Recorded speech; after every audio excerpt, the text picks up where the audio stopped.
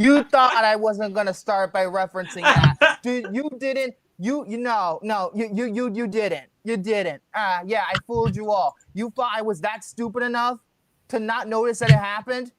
Bitch, I watched the Macy's Thanksgiving Day Parade every year, and I was looking forward to it. I was very happy that I was gonna watch another parade this year. Then at 10:40 approximately, that's why I put that question mark in there, because I'm not sure about the exact time it happened.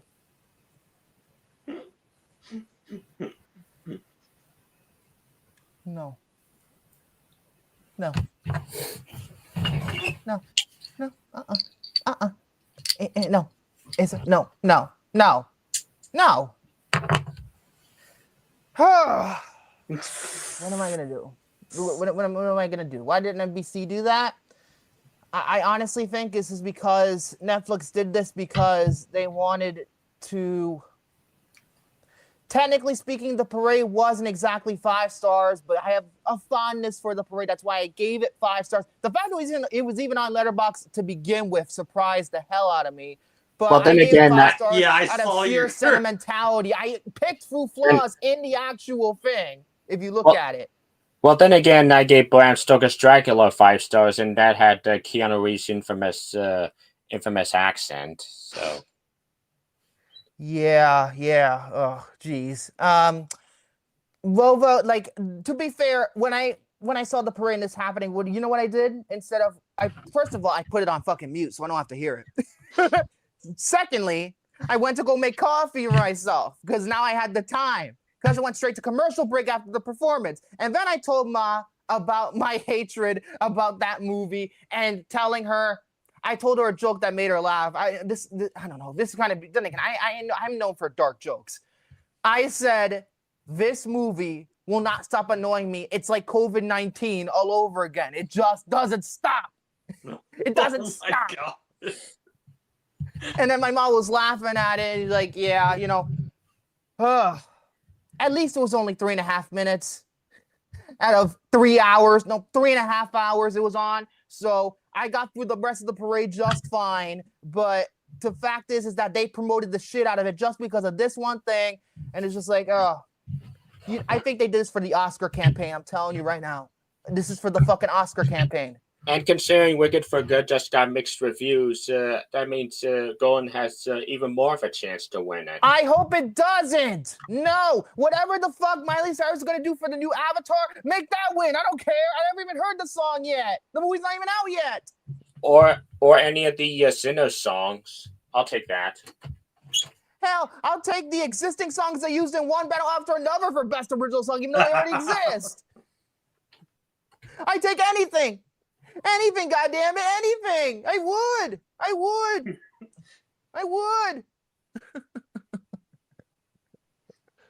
Yeah, so I wasn't exactly having a good time.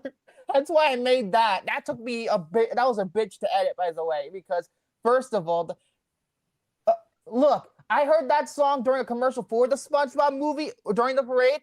That song is just as bad because all it is bump, SpongeBob, bump, SpongeBob, bump, SpongeBob, bump. That's it. That's the whole fucking song. I'm like, that's it? That's it? That's the best you could do? That's the best you could do? I'm just like, come on, that fucking...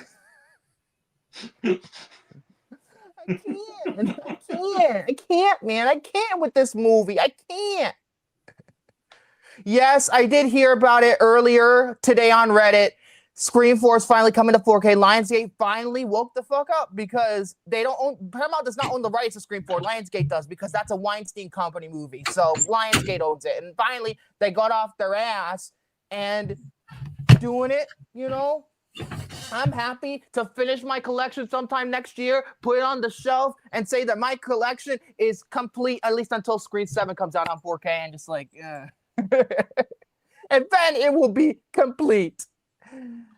I was just thinking while I was out, what if Diane Warren has a song this year to nominate? Oh my God. Honestly, I wouldn't be fucking surprised if she did. I wouldn't be surprised if she did. So Devil's Advocate. It's a movie I never even heard of, though. So Devil's Advocate, Diane Warren or K-pop? Diane Warren. Like she's the Terminator. She'll keep coming back until she fucking wins. She said herself, she's like the Terminator. So it's like, come on, just give her the award and be done with it. I'm looking to see if there's like idiots. Yes, I heard about that documentary. Yeah, I'm looking too. Oh boy. While I do that, let's look at the box. Oh, I think she wrote a song for Nietzsche too. Nietzsche 2 of all fucking movies? Yeah, it's called Nietzsche Legend. What in the hell is Diane Warren doing a song for a foreign language film? I don't even fucking know. I don't know. Overrated bore. Listen, I'm at least I'm not going to be alone this week, because how is it an overrated bore when the 3 hours went by like that? Actually, more like 3 hours and 14 minutes. Actually, we really want to get technical, but so good. Anyhow, let's go over the box office. I expected Zootopia 2 to do well, but wow. I don't have the full 5 or 6 day total on me right now. I only have the 3 day total, but the 3 day total is $100 million. Yep. I'm honestly not surprised. And it got great reviews. So I hope Zootopia 2 wins Best Animated Feature, just to see the people's looks on their faces. Or that Orko movie, or A Magnificent Life by the Tributes of Belleville guy. But still, it did very, very, very well. Oh yeah, the total gross, it says 150. I guess that's what it did in the 5 day week total with the Thanksgiving weekend and things. It's all complicated. Mm-hmm. But that's nothing compared to its worldwide weekend. I heard in China it did so well. I don't know how well it did, but in China it did gangbusters. It's almost it's almost to the point it's gonna be almost like Avatar, because other than America, who loves Avatar most? China. They like that. Yeah. They like those movies the absolute most. So I'm just looking, and it is almost made $600 million. Jesus, and it's not even out for almost a week. Oh my God, that's absolutely just insane. Why did you do that, Ma? You threw the towel, and I think the camera caught it.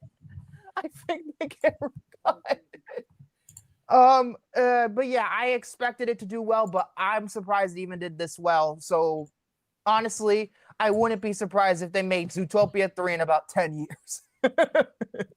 Yep.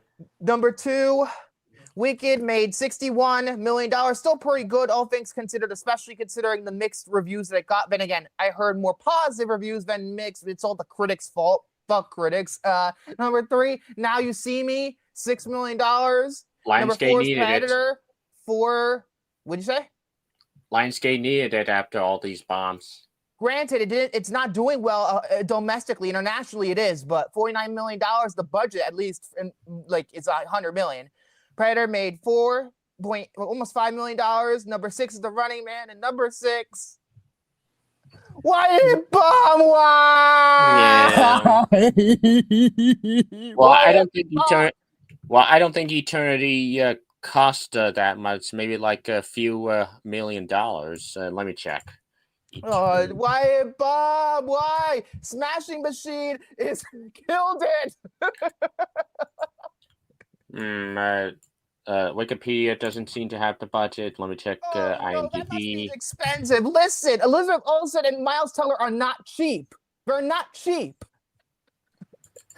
But no, $3 million. Number 7 is Rental Family, making $2.1 million. Number 8, in limited release, Hamlet, the new Chloe Zhao movie. It goes wide, I think, this weekend or maybe next. This weekend. I'm really looking forward to that.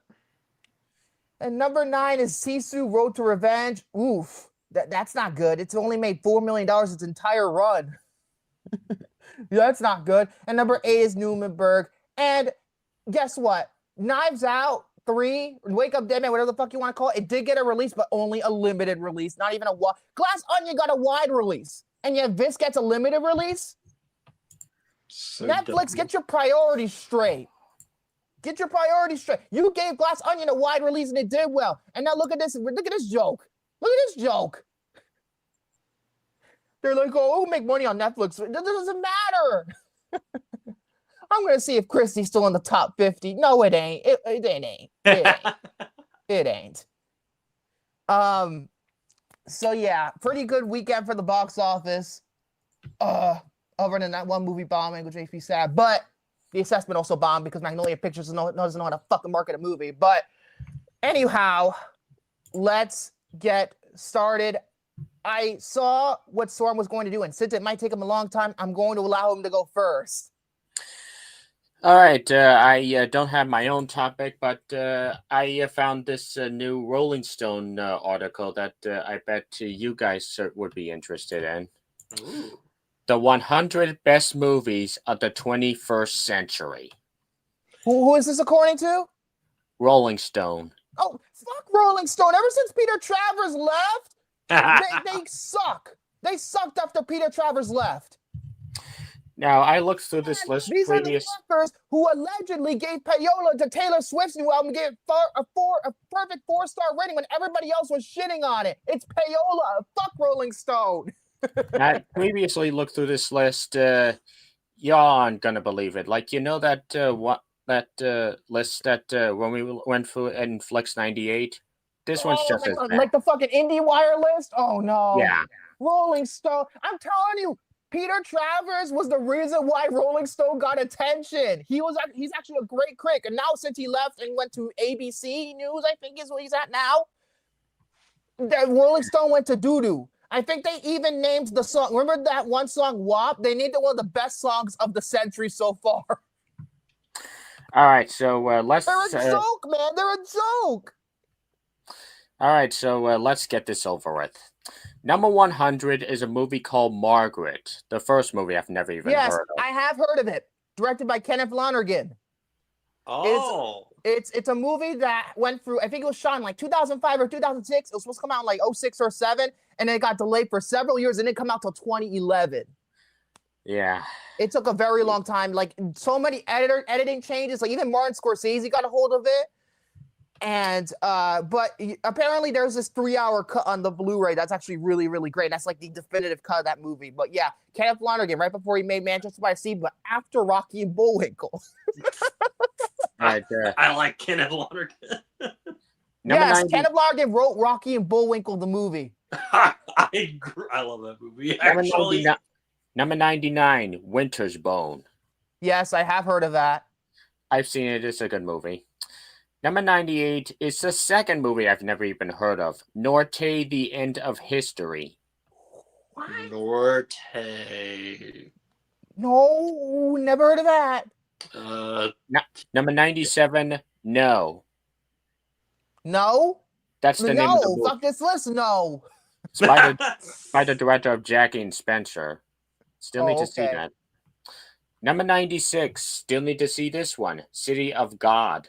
Yes, I still need to see it. I had a intro to film studies class, and that was on the list of things to watch, and I didn't end up watching it. Number 95. I've heard this one, but I've never heard of Tony Erdmann. You said you never heard of this movie, and then you never even heard it.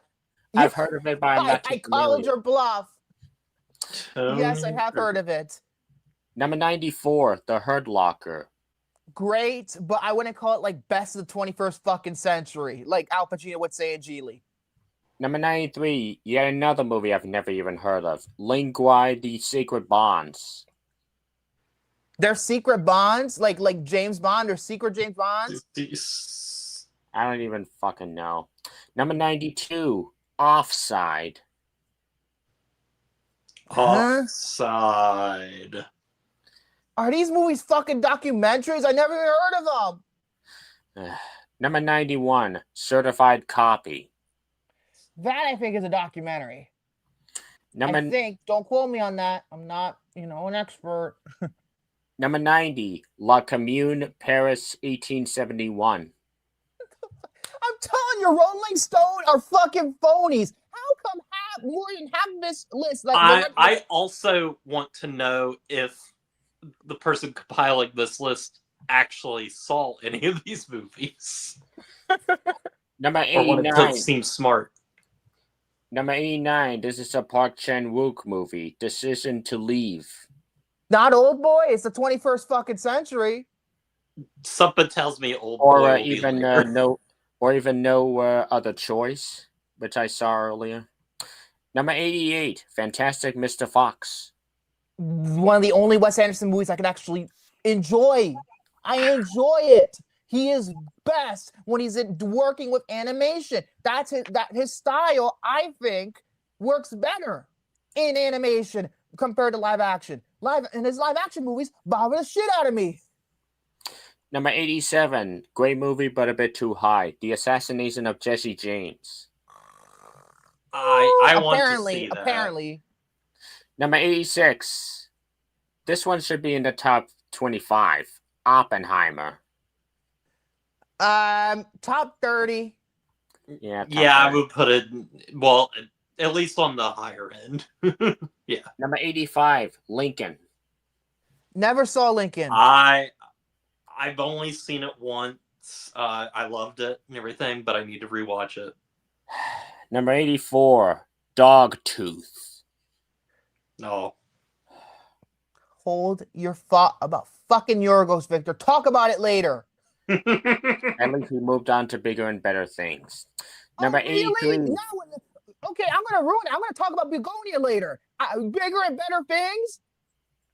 Hey, you did like Poor Things, so. Hold that thought, Victor. Hold that thought. Number 83. Hey, Shane, where are you? Hereditary. No. Yes. Don't get me started after lesson. Don't do it. No. Number 82. Portrait of a Lady on Fire. I've heard of the title, never saw the movie. Number 81. The White Ribbon. Vaguely familiar, but it's probably some foreign movie that I never even saw. Number Never even 80. seen.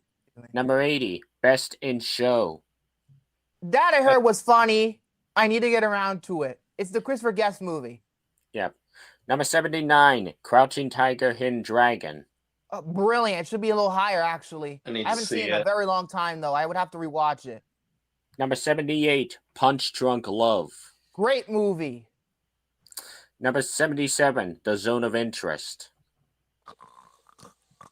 Still need to see it. 76. Mark another one I've never heard of. 35 Shots of Rum. I don't know. What a specific title. Number 75. Uncut Gems. Great Great movie. movie. Number 74. John Wick, the first one. John. Yes. I'm sorry. I had to fucking email that. Number 73. Good movie, but it shouldn't even be on this list. Michael Clayton. I don't know about Michael Clayton because I've never I seen love it. Michael Clayton. So, Number 72. This movie shouldn't even be on this list at all. Gosford Park. Never want saw to see Gosford that. Park. Robert Altman, right? yep. Yeah. Written by the guy who created Downton Abbey. Oh God. Number 71. The Host, the Bong Joon-ho movie. That's a good movie, but I wouldn't put it on this list. It's a good movie though. It's good. everybody It's is like praised- a 4-star movie. Everybody's It's like a praised the four-star. shit out of that movie, and I just thought it was a good movie. It's a good Like, movie, but yeah. right?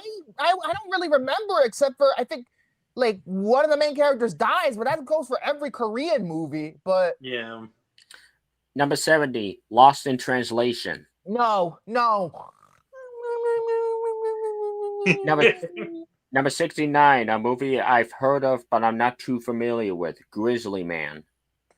That's Warner Herzog. I Yeah. want the assets. I don't want I'm to see sorry. that. I'm sorry. Every time I think about Herzog, I have to do that voice. Number 68. The Souvenir. I know it had a sequel, but that's it. Number 67. Insert 67 meme here. Her. Great movie. And It this is was a how you good know one. Spike Jonze works better when he's not working with Charlie Kaufman, except for, Charlie Kaufman works better with him, okay? Not by himself. He works better with Spike Jonze because Spike Jonze is the fact that guy went from her to doing yet another Jackass movie afterwards, it's fucking hysterical to me. Like, that guy has the best sense of humor. Number 66, Leviathan. I know about the movie from 1989 about like the the rip off to the abyss. But I don't remember that. I don't know about that one. Number 65, The Royal Tenenbaums. Again, Wes Anderson. No, I mean I never saw it, but you know me with Wes Anderson, not Wes Craven. Number 64, I Am Not Your Negro. That's a documentary. Yeah. Number 63, The Florida Project. No. I like that Look, movie, but I don't know wouldn't how put it on there. Soren feels about it, but I walked out 10 minutes in. I did. This is before I saw Nora about it. This is when the movie came out, and I'd be like, "Crap, this guy's horrible. This Sean Baker guy's horrible." And then I'm like, "Okay, I'll give another chance of a Nora." And then guess what? The same fucking thing happened, except I watched the entire fucking thing. That guy's. I don't like him. Number 62, The 40-Year-Old Virgin. Funny movie, but I prefer Knocked Up. Number 61, okay movie, but it shouldn't be on this list. AI, Artificial Intelligence. I think it's a good movie, but I agree it shouldn't be on this list. I need to rewatch It's a good it. movie, but again, I think my problem with the movie is the last 15 minutes, give or take. Speaking of shouldn't be on this list, number 60 is Dogville. No, fuck Rolling Stone, fuck him. Ask the Lars both von about Trier, that movie. Ask Lars both von Trier about that movie. Ask them both how they fucking felt. Hey, Lars von Trier, Joaquin Trier is the better Trier. Watch Sentimental Value, then you know what I'm talking about. I want to see it, but I want to watch his other movie with the same chick. I forget what the name of it is called right now. It's called The Worst Person in the World. Yes. I want to see that first before I see Sentimental Value. It seems like something that I would like. And Elle Fanning's having a very good year because of Predator Badlands. So I want to, I'm like, Elle Fanning, finally, like, she's in movies that are on my wavelength now. At least I think. Number 59, Inglourious Bastards. Never saw it. I own it, but I haven't seen it. Number 58, The Tree of Life. I've seen a little bit of that movie. Me? I love it. Are you fucking kidding me? But... What's next? The New World? What's next? Number 57, A Prophet. I've heard of it. I think it's a French movie, but I've never seen it. Number 56, Call Me By Your Name. No. We get that cannibal out of here, and we get Luca Guadagnino out of here too. Number 55, yeah, pretty respectable. Past Lives. No, I walked out halfway through. Number 54, Memento. Great movie that I will never watch again. Not because it's bad, but because the twist, and I said it before and I'll tell you again, after several viewings, you kind of you don't get anything new out of it. The twist plays itself out and it's like, oh, I don't have to watch this movie anymore. It's still a great movie, but that's Number 53, a good movie, but the sequels are better. 28 Days Later. Honestly, the whole franchise is equal. I gave them all 5 out of 5 so far. I gave Days 5, Weeks 5, and Years 5. Is the Bone Temple going to get a 5? We'll see next month. We'll see. Number 52, Black Panther. Great movie, but we all know why it's on this list. And it's not for the reason, because the thing about it is that the reason why people were pushing it for Oscars is not because of superhero movie, guys. Let's face it. It's because of race. That's why it got nominated. It's not because of the fact that it's a superhero movie. They're pulling, the politics in there. And they're getting nominated. But this is the same fuckers who did not nominate Avengers Endgame for Best Picture, which I think is a disgrace. It's an absolute disgrace. Number 51, Meek's Cutoff. Oh, boy. Ask Spill.com about that movie, because Spill's review, they were bored out of their mind. I think Romy's seen it, too, and he said it was boring and nothing happened. Number 50, Hunger. Steve McQueen. Yeah. Okay. Number 49, Anchorman, a good movie, but not top 50. No. No, I wouldn't even put it in the top. No, it's like a 4-star movie to me. And it's like a 3.5. I gave Anchorman 2 a 4-star rating. I like Anchorman 2 better. Number 48, another overhyped movie, Nickel Boys. I saw what it looked like, and I saw the trailer. I'm like, no, this does not interest me whatsoever. That's what I told myself. Yeah, it's a first person, but I'm just like, that sounds like a gimmick. It got nominated Best Picture over Sing Sing and Real Pain. Why? A Real Pain was actually a great movie, but I wouldn't put it on this list. Number 47, Wall-E. Great movie. Fantastic. Number 46, okay movie, but Listen, not... Hunter, she's only in the movie for 10 seconds, okay? She's only in it for 10 seconds, but I like the overall story and the humor better. That's why I pushed the edge, not because she was in it for 10 seconds, okay? No, there's nothing to do with that. I might as well make her a drinking game alongside Lost. Anyway, because I don't reference her that much. And if I review Roofman, which I might do by the time before our holiday break, you would drink the whole fucking review. That's what you do. You drink and just go like that. Number 46, okay movie, but not top 50. Selma.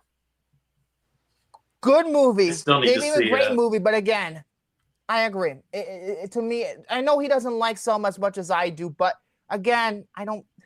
No, it shouldn't be on this list. No. Number 45, Under the Skin. No. Like I said, it's the our house version of Species, and I think Species is probably more fun to watch. Number 44, The Master. Great movie, but again, I would not put that on this list. Number 43, Tar. Never saw it, and I don't care to. Number 42, this should be in the top 10. The Dark Knight. Dark Knight is... I'd like to see their top 10, but yeah, Dark Knight is top 10. Are you kidding me? This is higher than The Dark Knight. Number 41, Spring Breakers. Are you fucking out of your mind? No.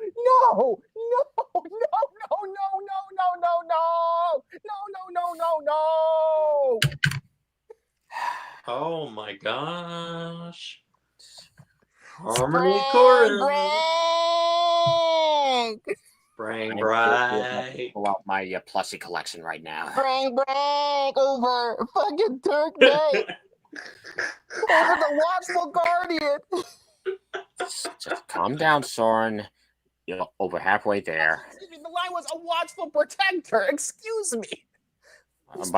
Still, Spring Break over the Dark Knight. By the way, Tanner, Spring Breakers 2, can't wait to not see it. Or maybe I will. Are you serious? Is getting a fucking sequel? You gotta be fucking kidding me. According to Tanner. Harmony Korine, get your foot out of your ass. You're horrible, okay? Beach Bum was terrible too. I better not see that on this list. Number 40, Burning. I think it's a Korean film. I've never seen it. Number 39, First Reformed. No. I love that movie. No, it's hard. Slow, nothing fucking happens. A fucking dream sequence where they're walking through, he's floating through nature. The shots don't even fucking move until the last shot, and the movie abruptly cuts off. I don't get the point. I like some of other Paul Schrader's movies, but when he's not directing, when he's working with Scorsese, it seems, Paul Schrader is good. But everything else, by himself, no. Number 38. Like I saw Bring Out the Dead the other week ago, and I loved it. I absolutely loved it. I think I liked it more than Jared did. You did, and I'm even thinking of upping my rating for it too, because I think about that movie a lot. Number 38, 12 Years a Slave. Great. Number 37, Pain and Glory. Is that Pedro Almodovar? Yeah. Is that Pedro Almodovar? I think it is. Yeah. Okay. Number 36, Manchester by the Sea. Great movie. Great movie. Number 35, great movie, but a bit too high. Phantom Thread. Oh my God. Okay, look. Apparently, the sequel's called Spring Breakers Salvation Man, directed by the guy who did the movie Freeway with Kiefer Sutherland, Reese Witherspoon. So Harmony Korine, I don't think has any involvement. Starring Bella Thorne. Oh, we know it's gonna be bad. If she's gonna be in it, it's gonna be bad. Number Jesus Christ, I thought 34. the first one was bad. I bet you everybody else is gonna slam it. Probably Number some no 34 talent. Number 34 should also be in the top 10. Number 34, Lord of the Rings. All three of them in one. Oh my! No! It What are should you be a lot doing? higher, and I mean, I'm very biased. All three of them are just like my second favorite movie of all time. What are they doing? Number 33, A History of Violence. Great movie, Need to but see it. I think I put it a little lower. But I love that movie. Number 32, Uncle Boomy, Who Can Remember His Past. What the fuck even is that? Is that what you just fucking said? Say that again. Uncle Boomy, Who Can Remember His Past. I gotta look this movie up. Number, I'm just thinking of Avatar: The Last Airbender now. Uncle Boomy. I'm serious. That's what it's called. Uncle Boomy.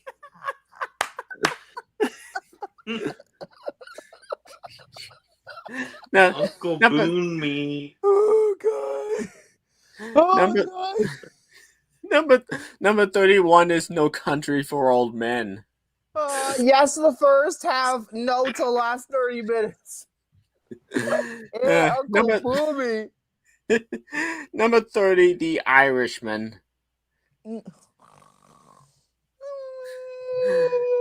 Number 29, Needed an Lady Bird. editor. What'd you say? Number 29, Lady Bird. Love that movie. No. The And movie's I not used to realistic. not love that movie. Look, I tried to give another fucking Greta Gerwig Nora Baumbach vehicle a chance earlier this week because it was like a Thanksgiving. It's called Mistress America, and I hated it. I hated it almost about as much as Lady Bird. I don't like Greta Gerwig. It's pretty much confirmed. I gave her another chance, and I didn't like it. Number I 28. don't like Baumbach either. That makes me. What was that fucking George Clooney movie with Adam Sandler? I'm not even gonna watch that no more because. Number 28.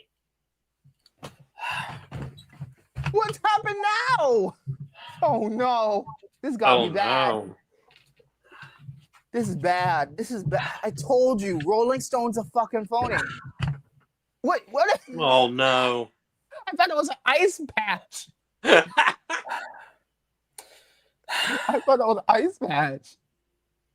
This is seriously one of the most overrated and boring movies I've ever seen in my life. Oh. Number 28, Drive My Car. Oh my god. Man, I love that movie, but No! yeah. I mean, it get it. is a slow 3-hour slog. Oh, That great. director That got means I would nominated. love it. That means I would love it. That director got nominated Best Director, and not Denis Villeneuve, the true winner for Best Director that year. Oh my god. Was this 21 or 23? Because it's the first one or the 21. second one. 21. 21. Honestly, 21. John Krasinski should have got a nomination. I think he did a better job directing. Number 27, Children of Men. Great. I need to rewatch that movie. It is a great movie. Number 26, Before Sunset. I've never seen any of the Before movies, so I wouldn't know. I wonder if Same. Before Midnight's gonna come up on here or not. Number 25, The Grand Budapest Hotel. No. Still need to see it. Number 24, The 25th Hour. I heard that's a I've- great movie. Written I've by of heard all that is- fucking people, David Benioff of all fucking people. And produced by Tobey Maguire the same year he did Spider-Man. The same year. That's crazy. Number 23, Faces, Places. Nope, never heard of Never that. heard of it. Number 22, Get Out. This list should get out. No, get the fuck out. I fucking love Get Out. Yeah. Number 21, Roma. I honestly, it's a good movie, but I would never watch it again. Roma is a great movie, but I don't know if It's too it's a very subtle movie. I think it should have been a little bit more outgoing, if that makes any sense. It's a little too subtle for my taste. It's one of those things where, like, Roma is a movie where I'm like, would I say that it is one of the best movies of that year? Sure, but would I say it's one of the best movies overall of, the century? No. I think Gravity was a better movie. Yeah. Number 20, The Act of Killing. I've heard of that. Killing. I don't think I have. Number 19, Zodiac. Yes. Yes. Overlong, way too long. Number 18, Inside Llewyn Davis. Never saw it. I love that movie. Number 17, Eternal Sunshine of the Spotless Mind. You gotta be kidding me. Number 16. Look, on my ranking, I said that was the most overrated movie she's ever done. Number 16, Once Upon a Time in Hollywood. Good movie, but a little too high. Love that movie. Number 15, Spirited Away. Good movie, again, a little too high. Number 14, good movie, but way too high, Carol. I don't know. I don't know about that one. I never seen it. Number 13, The Social Network. Great, and it deserved to be a little higher, to be completely honest. Yeah. Number 12. That's the David Fincher movie that deserves to be higher. Fuck it. Aaron Sorkin shall not, seriously, one of our best writers. Number 12, A Separation. It's called pacing change. Don't piss me off again. You already had your chance last week. Number 12, A Separation. I've heard of it, but I've never seen it. Yeah, I need to see it. Number 11, OJ Made in America. Technically that aired on TV first, so I'm not going to count it as a movie. Also it aired on TV first. It's also like 8 hours. It's an ESPN 30 for 30 documentary. It aired on fucking TV first, so I'm not going to count it. I do want to watch it, though. I'm not saying it's bad. I'm just saying it's not a fucking movie. Number 10, Boyhood. Boyhood. It took 12 years to make. Yeah, 12 Years a Slave didn't take 12 years to make. Number 9, Mulholland Drive. No. Yeah, I love Mulholland Drive. Number 8, Yee, a 1 and a 2. What? Yee, a 1 and a 2. Yee? I know there's the movie Yee. That's the name of the movie. There. This is a horrible list. This is a horrible fucking list. This is horrible. That's the... Oh, no. I didn't know that it was subtitled. Yeah, Yee. I've heard a lot of really good things about that movie. Number 7, I'm happy it's this high on the list. Mad Max Fury Road. Good movie. Great movie even, but again, too high. Number 6, 4 months, 3 weeks, 2 days. Never heard of it. Nope. Number 5, Itu Mama Tambien. I need to see that. I need to see it because Quaron. Number 4, Parasite. Great movie. Deserves to be high. Fantastic. Number 3, Moonlight. No. Number 2, really? Number 2, good movie, but that high. Number 2, In the Mood for Love. Fuck this list, man. I can't fucking take it no more. Half of this, more than 2/3 of this list are for movies I think are not good or overrated. I can't believe this shit. Just wait until Victor loses his shit even more. Number 1. There Will Be Blood.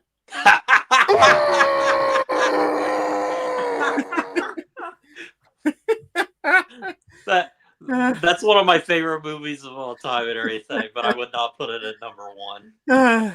Like, at all. Okay. This is a horrible list. You have so many fucking movies that are missing. It's not even... First of all, I think The Departed should have been on this fucking list. Why the fuck wasn't it on this list? Where's Avengers Endgame? Yes, I will put that on the list, but that speaks for itself. I'm trying to think of the lesser, the movies are not as obvious as Avengers Endgame. It was the best Shape of Water, movie. A Star Is Born. Yes, Yes. Inside Out. Toy Yes, Story yes, I 3 and would. 4. Huh? Toy Story 3 and 4. Yes, I would put those on there as well. Let's see. I'm trying to think now. Brokeback Mountain. I never saw Brokeback Mountain, but honestly, I would put also the fuck. I'd also put Slumdog Millionaire. yes, I put Slumdog Millionaire on that list. I would also I would also put fucking Fargo. Shame. Fargo. Gravity. Fargo. I'm clearly losing my fucking mind now. What else I put La on La there? Land. What about Logan. what about Gladiator? I didn't hear Gladiator on this list. I know you don't like the movie as much, Jared, but I think it's one of Ridley Scott's best movies. Traffic. Yes, Traffic should be on that list. Incredibles, Ratatouille, Monsters Inc. Ocean's 11 should be considered. Yeah, I'm trying to go for some of my. And then you also I would also put Batman Begins on this list, not just Dark Knight. Batman Begins should be there too. Let's see. Munich. What about at least like one of the Bourne movies, either Identity or Ultimatum? One of them two. Ultimatum. I'd go with Ultimatum personally, but since Identity is a more iconic movie, I guess you'd go with that. But I prefer Ultimatum as a movie. Dead. I even fucking put I would even put The Descent on there. I would. $1 Million Baby. Yes, I would too. Sideways. I would put Sideways on there. Everybody put Sideways on that. But Rolling Stone didn't. Rolling Stone did not do that. I'm trying to think now. I'm trying to look at like Everything Everywhere All at Once. Anora. No, it shouldn't. It's the most overrated. What is it? Other than Anora, it's the most overrated film of the decade. Is it the most overrated film of the decade now? I'm trying to think. I think I'm going to stand by it. There could be another one I'm not thinking of right now. But what about Sound of Metal? Yes, I put that on there too. District 9. District 9. Sinners. One Bow. Star Trek. No, wait, that didn't come out yet. And then fuck, Sicario. Yeah. Sicario. Even Arrival I'd take. Instead, you get all these movies I've never even heard of and movies I deem overrated. Absolutely ridiculous. That is repulsive.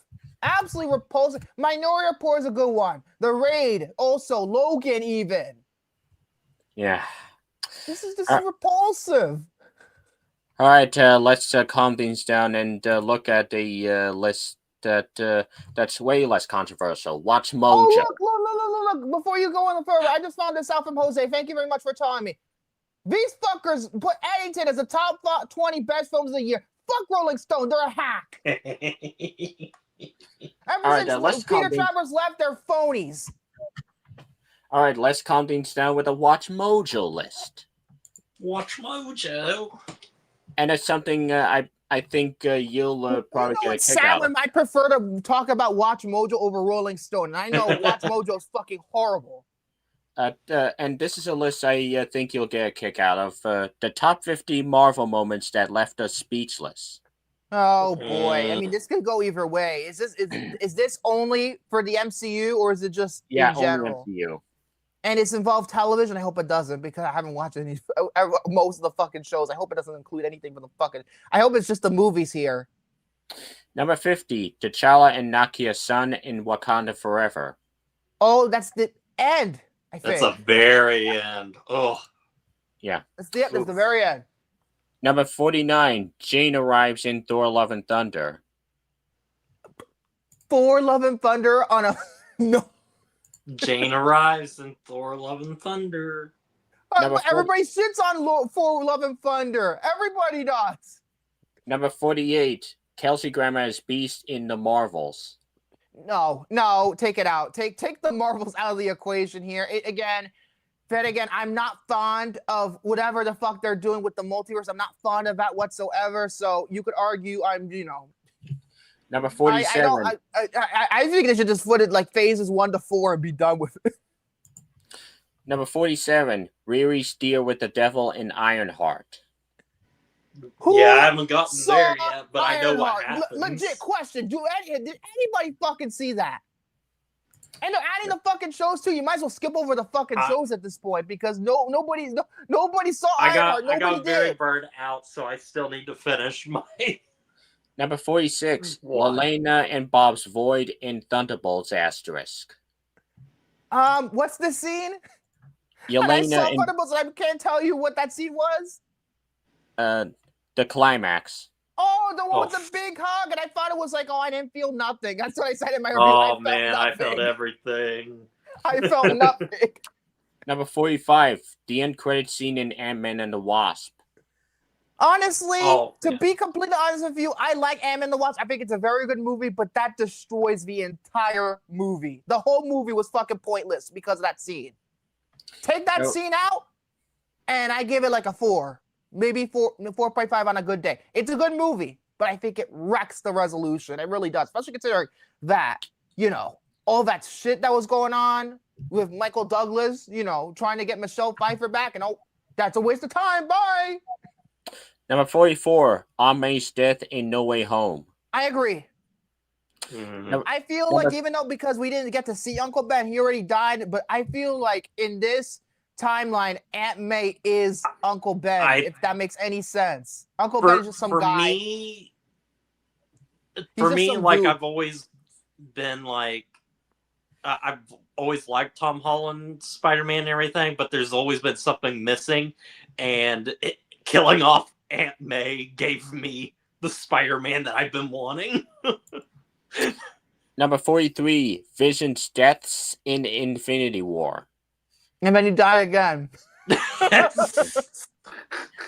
Number 42, Teen's true identity in Agatha all along.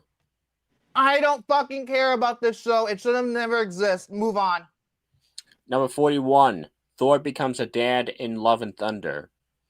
Thor became a dad? Yeah, he I'm so does. out of touch with the MCU. I never even fucking Yeah, at seen the it. very Because end, he where Gorr the God Butcher uses his wish to bring his daughter back to life, so now Thor has to raise her. She is love, and he is thunder. Number 40, Vision picks up Mjolnir in Age of Ultron. Seriously, in the fucking theater, everybody went. This is opening weekend, by the way. Everybody went fucking nuts. Everybody did. I remember. Number 39, this is Daredevil Born Again spoilers, so be forewarned. Bullseye kills Foggy.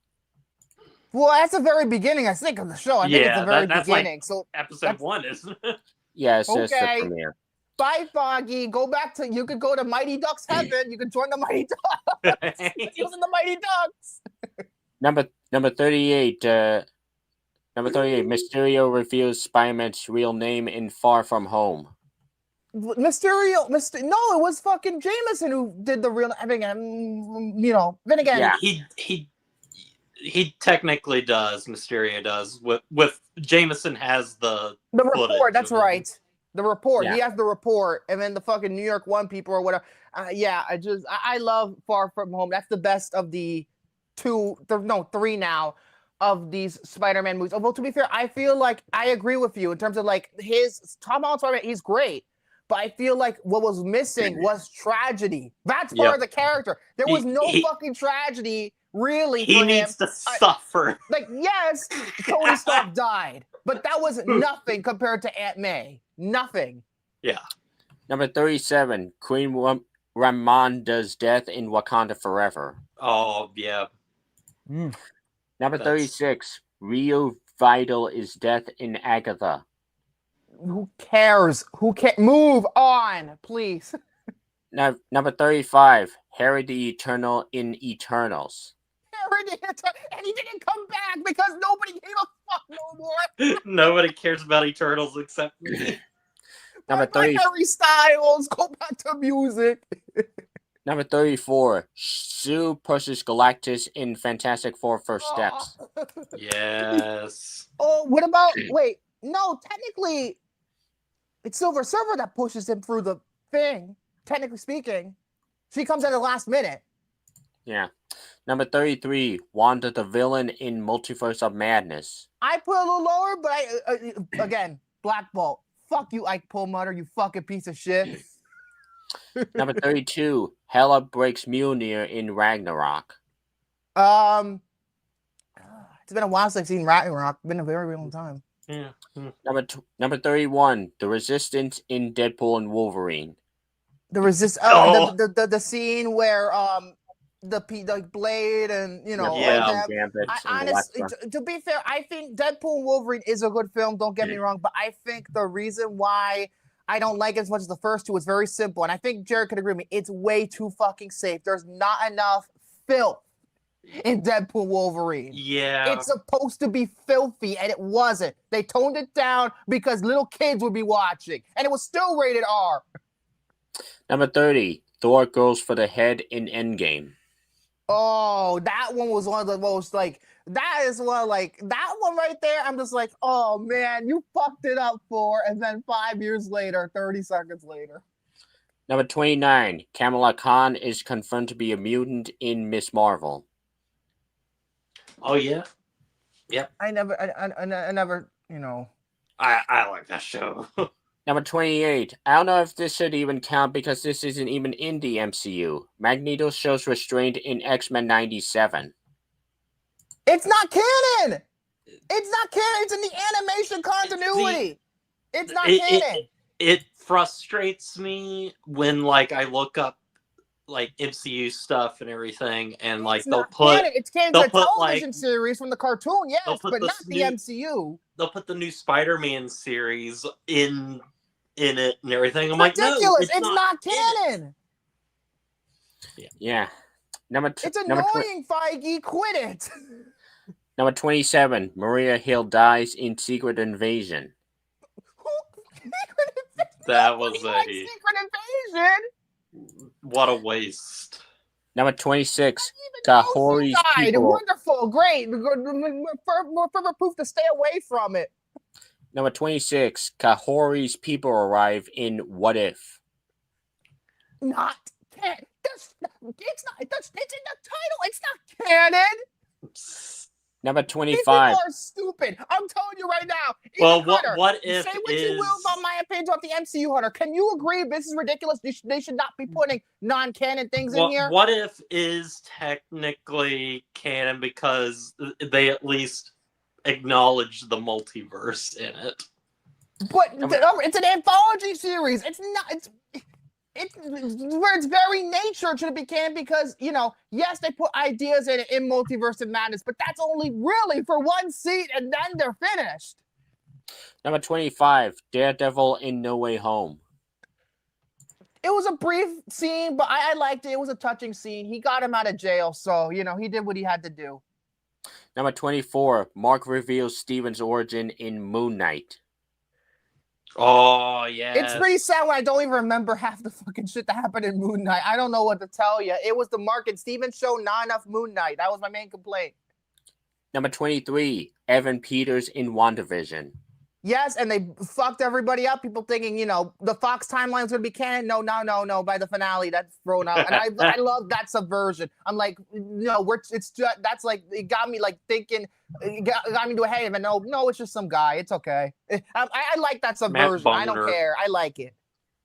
Number 22, Rhodey's fall in Civil War. Oh, Rhodey, no, he got hurt pretty bad.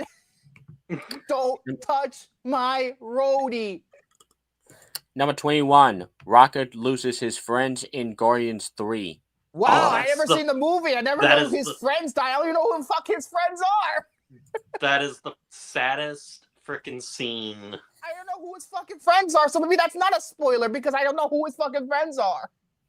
Number 20, the multiverse is born in Loki. No, that's the jump the shark. Jump the shark for both the show and the franchise itself. This was the very moment where I pretty much checked out. Aside from a couple of projects here and there, this is the moment I checked out, folks. This is the That's it. That's it. All because one fucking variant. No, I don't want to talk about it. I don't want to talk about it. Number 19, Quicksilver's death in Age of Ultron. Oh, devastating fucking scene. All to save Clint. Number 18, Infinity Ultron breaks free in What If. Again, non-canon.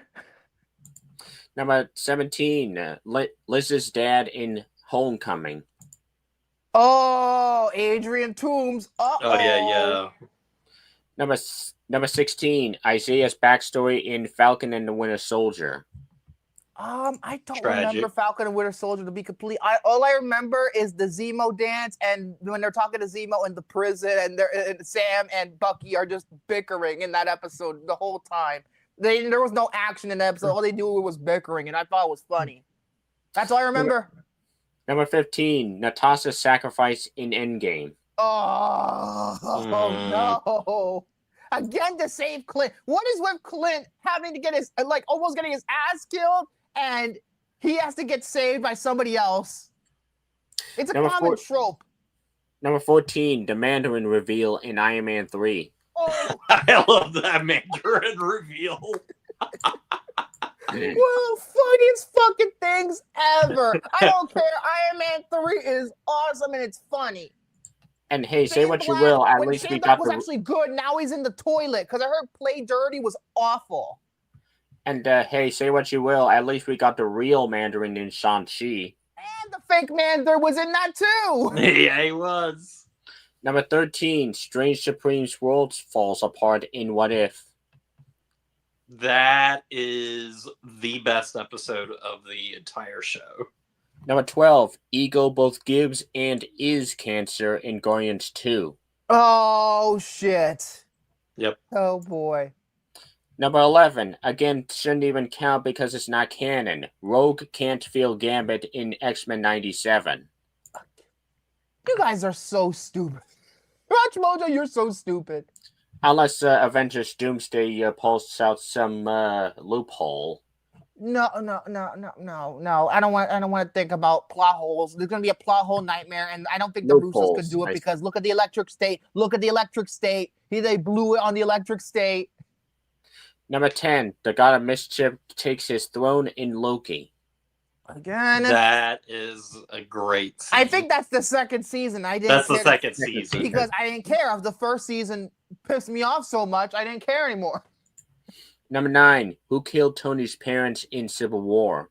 Oh, that is one of the most shocking scenes in that entire movie. You just see the fucking. I remember the surveillance video, and in my eyes was like.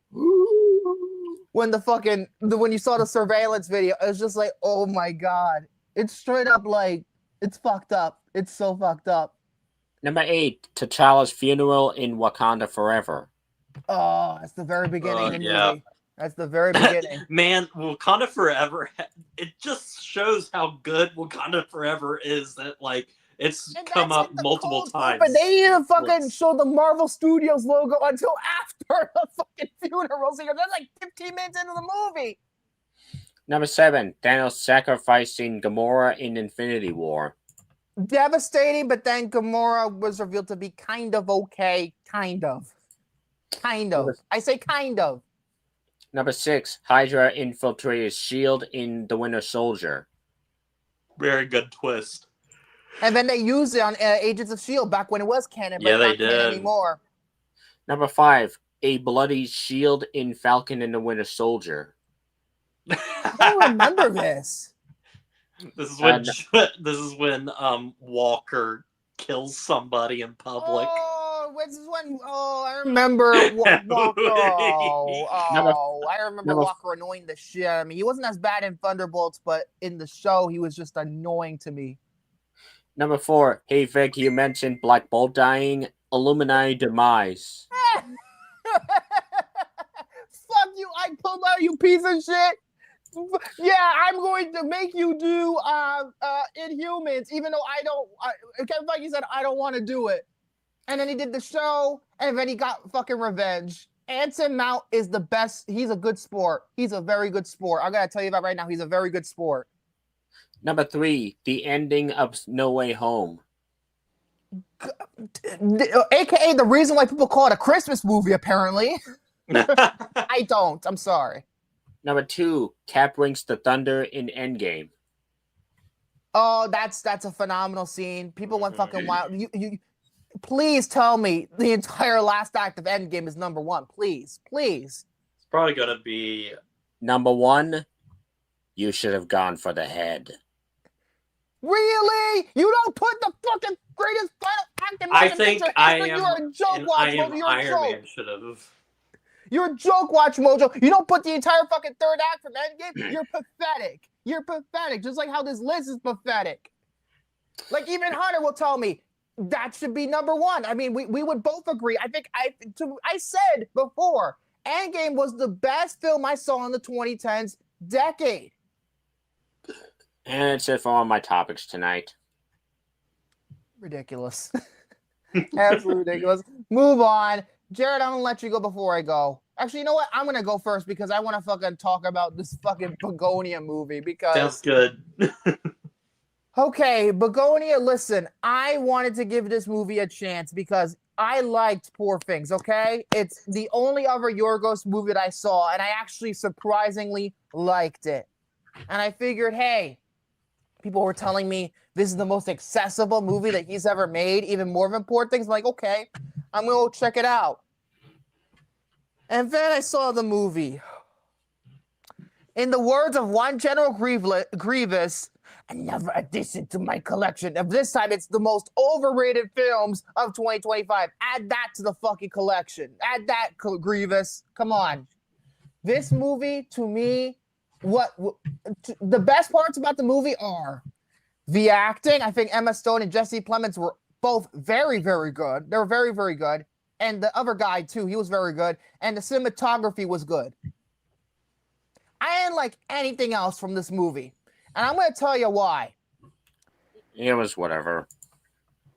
To me, I don't know what the fuck the movie was trying to say. I didn't know what it was trying to say. I thought it was too up its own ass at certain points in the movie, especially when he gets to the end. But to me, it felt like it was just wasting too much time focusing in on satire that has been done already in other movies this year. Because let's face it, what is this movie about? Yeah, it's technically about, these two guys trying to kidnap a alien. And what it really is essentially is a commentary about corporations, the manosphere, politics, current day politics. Almost every single aspect of this plot has been touched in better movies this year. Because I've noticed a pattern in terms of 2025 movies. A lot of them have gone very political, and it's not subtle whatsoever. And remember, these movies were shot in like 2024, so before the election happened. I guess they predicted that what was going to happen did happen. And then they made these, like The Long Walk. It's not subtle in terms of its commentary, right? And there's also a bunch of other movies that I can name that are also not subtle about this either. But this movie doesn't do it very well because, it deals with, the humans, being awful. And you know how this involves me ruining the outcome of the movie, but fuck it. I don't care. I don't want anybody to see this. You want to know what happens? The ending was kind of a cop-out. It's not even a cop-out. It just doesn't, to me, I think it's just not only a cop-out, I also think it's just a straight-up fuck you. It's a straight-up fuck you from Yorgos Lanthimos. And it's, to me, the ending pretty much ruined the entire film. Like, I thought I was going to give this a 2.5 out of 5 because I didn't hate myself watching it for the first 90 minutes. Sure, it wasn't great, but I felt like I was going to give it a 2.5 or 3. The ending made it go 1 star, and the fact that I learned as the credits were rolling that Ari Aster was one of the producers made it eliminated 1 star, which makes my final grade a 1 out of 5. Anyway, now I was speaking about the ending. This whole movie ends. First of all, we learned that Emma Stone's character is indeed an alien. She kills Jesse Plemons' character because he has a bomb on his chest whenever they're going to go meet the aliens. And then his fucking head gets decapitated. It's all a big explosion everywhere. And then she, goes to the fucking teleportation device or whatever. And we go to a weird fucking spaceship thing that looked like a fucking, a set they didn't use for fucking Teletubbies or Booba.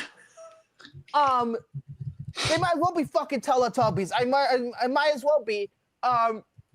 And the whole point at the end of the movie, she decides, apparently she's like the ruler of the fucking spaceship or whatever, this, life form, and she decides it's time to kill the human race. And so what happens? The human race dies because of our own actions. Yeah, Yorgos. So that's going to, you're saying to me, this is very much like Ari Aster shit. This is how you know we want the fucking producers on this thing. Because it is about as pessimistic and nihilistic and mean-spirited of a finish as Ari Aster could have. Yeah, you're telling me the solution to all our fucking problems in modern society is the human race dies off? Fuck off. I'm saying this as a pessimistic person, but that's not how you handle these things.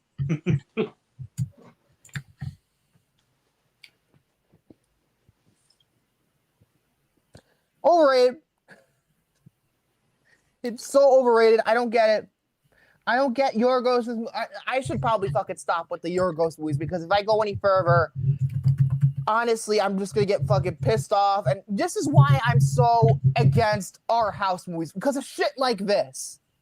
This is why I stay in my lane and do the mainstream stuff whenever I can. Because why are we releasing a movie like this at the current time? Shouldn't our movies be a little bit more hopeful these days? You wasted almost $60 million to tell the human race to fuck off, Yorgos. You know, wonder this movie tanked.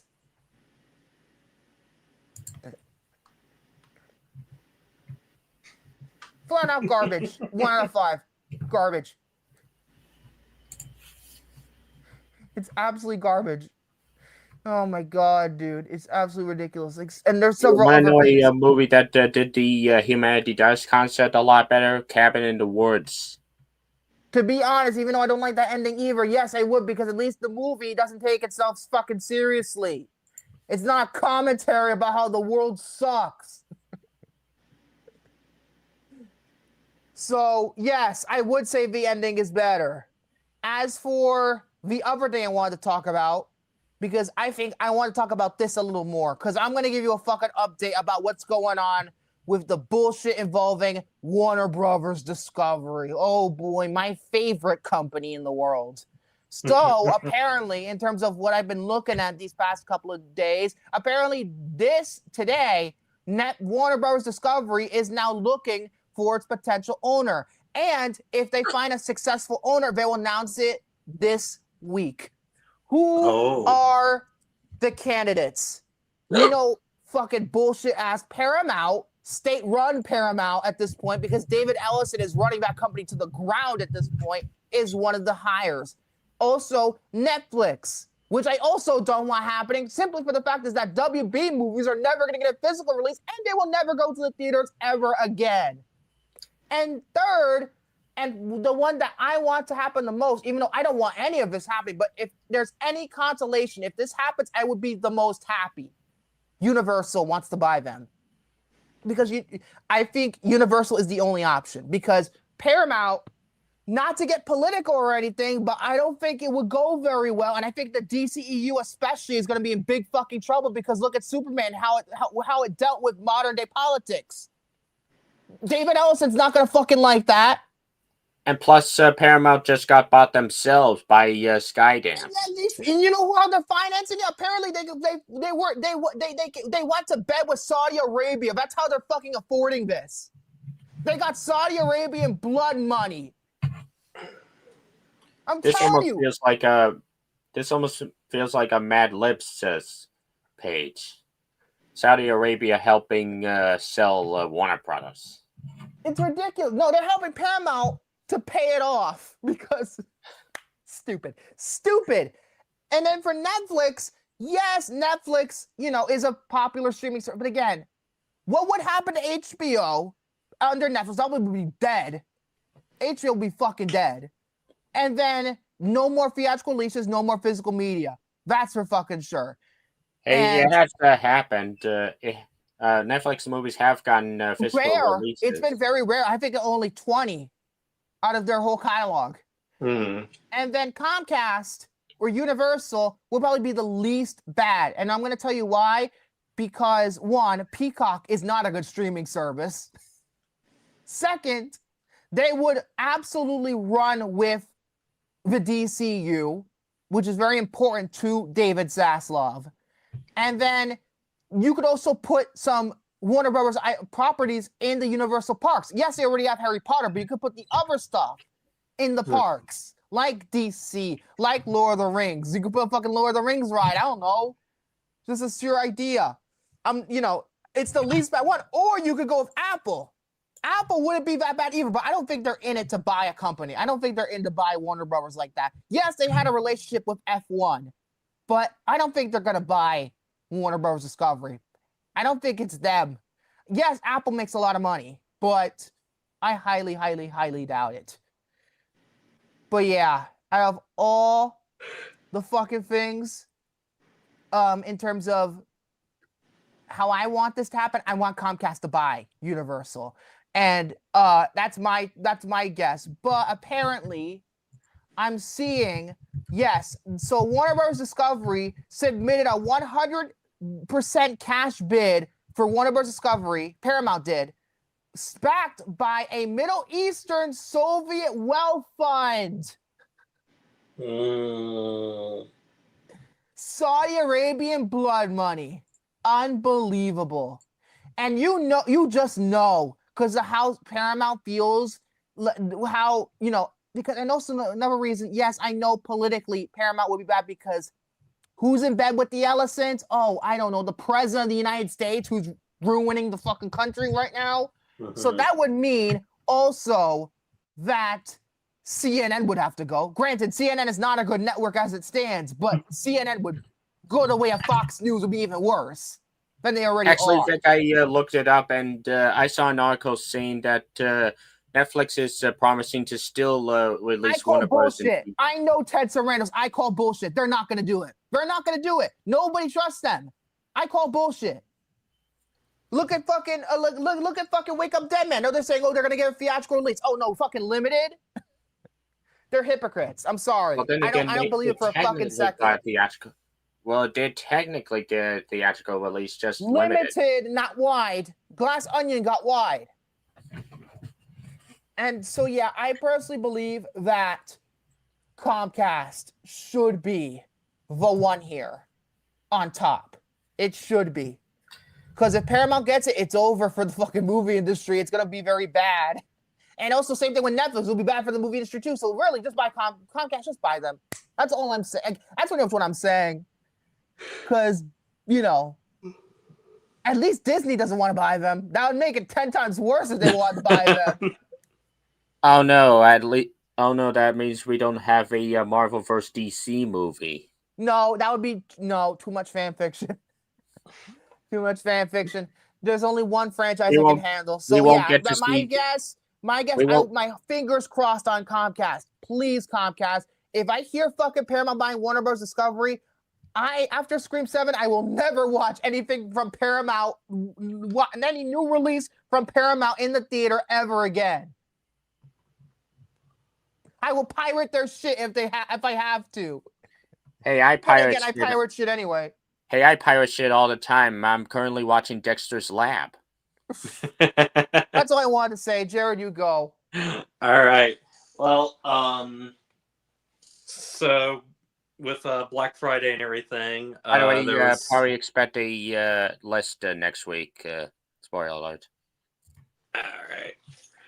So I got some 4Ks. I haven't gotten a lot of 4Ks like recently and stuff. The last 4Ks that I got were from the Criterion sale, but other than that, I really haven't been buying a whole lot. So I've been kind of out of the loop on like what has even come out. And then I was just browsing through Amazon and I ended up buying 3. And it turns out that 3 of these these 3 movies that I bought are Paramount movies. But I'm really excited for these because 2 of these are some of my favorite movies. And then there's one here that I absolutely love that I've been wanting to rewatch. But first one I've got here is Sunset Boulevard, which one of my favorite movies of all time.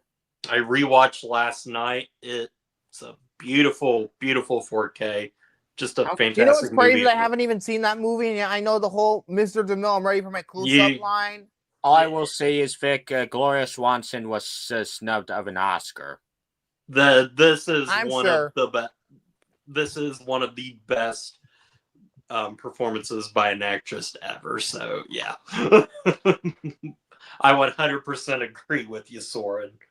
But yeah, that I've only watched that 4K, so I don't know how the others are, but very, very good.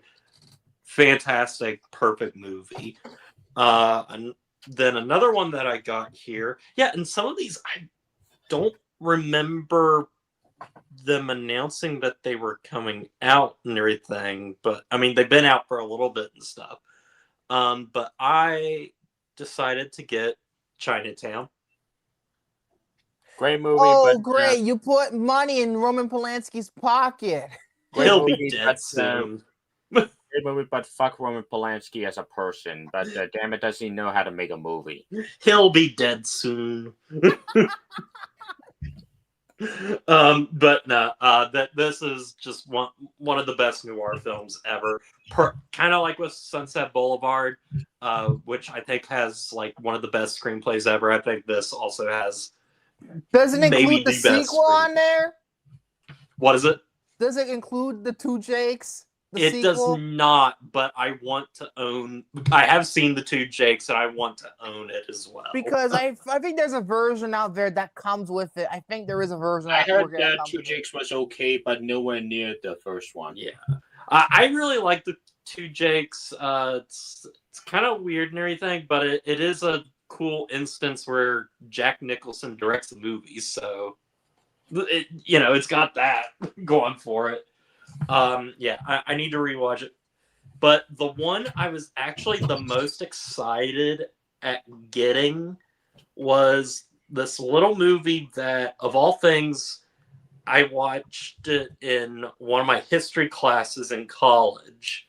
In fact, I had this professor several times, so I saw this movie like 3 times probably in 3 different of his classes and stuff. And it's a Western. I'm not a Western guy. Me either. Although I love Tombstone. It depends on the movie. But I absolutely loved this movie, and I think it in some ways it had to do with who was the main star of the movie, who is one of my favorite actors. Something tells me this is High Noon. Or The Searchers. Not. High Noon is a great movie. I will also say that I think this kind of works as like an entry point into Westerns, seeing as I'm not a Western guy and I really love this movie and everything. But it's The Man Who Shot Liberty Valance. Oh, I forgot. Jimmy Stewart. With Jimmy I Stewart, see John it. Wayne, directed by John Ford. This was, I guess, very late in his career, John Ford and everything. I love this movie and stuff, and I was really excited that it finally got a 4K. So I'm honestly, I might watch this movie after I get off here. I've just really been wanting to watch this movie, so I can finally talk about it and everything. I gotta say, John Wayne's a good actor, and he's just, he's too bad he's a fucking racist. yeah, he was. Also, I'm just saying that I love when 4Ks just kind of decide, hey, let's use like the old like. That's something artwork. that Kino Lorber typically does. Not all the time, but typically they do that. Because like there's the Searchers 4K out that looks that's amazing. Warner Archive though, so that's a little bit different. Yeah, that's true. And then there's also it's a lot better than the standard 4K for One Flew Over the Cuckoo's Nest. I'll tell you that. I looked at that cover. It was like what is that? It looks like Birds of Prey. Because the movie or the TV show? Cuckoo's Nest, I think of Birds of Prey. Movie or TV show? So yeah, The those are show those. was bad. I don't know about the movie, but I heard the movie not good. Those are the 4Ks I got. I'll probably start getting more 4Ks eventually, sometime soon or whatever. But because there's a lot that I've seen, that I saw, and everything that I really wish I had gotten. I wanted to get the Searchers, but it's like these I got for like $12.99 a piece, and then the Searchers was like at 30. So I'm kind of like, I could get just the Searchers in another movie, or I could It's get pretty three sad that our movies. economy is so shit that $12.99 is a good deal. Yeah, I know. Yeah. But on to my main topic. So it has been quite some time since I talked about Dexter on here. I gotta get back to the X. I'm wearing the Funny fucking that shirt today too, and I haven't gotten back to the X Files yet. Funny Probably thing, because you're I was talking so about- burnt out after Thanksgiving. I gotta get back. I'm not Funny making any thing- promises, but maybe season 2 review next week. How funny Maybe. is it that you're talking about Dexter while I'm watching Dexter's Lab? Yeah. Well, And I'm talking about fucking X Files, which just has nothing to do with any of it. But hey, I guess there's a as I lab was in the X watching Files a couple of Dexter, I times. was making some Dexter's laboratory jokes. So. But yeah, so So where are we on now with Dexter? I have finished season 4, Oh which is boy, the it's fan the best favorite season. The best season. That's what everybody says. And that also means that I am now halfway through the original run. AKA, it's all coming down from here because this is when Clyde So Phillips leaves supposedly, the show. or I believe. at least I hear good things with season 5, at least. But either way, then this is the after season that, where I don't- Clyde Phillips leaves the show. Yeah. Essentially, the creative force is gone. Yes. So yeah. Season 4 is fan favorite for mostly just for one reason. The And very that has end. to do with the Trinity Killer. Well, that and the very end. Yeah, and the very end. But the Trinity Killer. You know what's sad? When I played- haven't watched most of Dexter, and I know what the fuck's gonna happen at the end of season 4. So, the Trinity Killer is played by John Lithgow. Dumbledore. Well, not Dumbledore yet, but Dumbledore Yes. eventually. The Farquaad. And yeah, that's true. Farquaad. I always forget No about that. Farquaad. And so Dexter in this, he's finally married. He has a kid. He's life is good except for he has to deal with a kid now and everything. So like honestly, his life, though it's great and everything, he's like constantly falling asleep and everything. He's messing up a lot because he's got a family life now on top of being a serial killer and all that.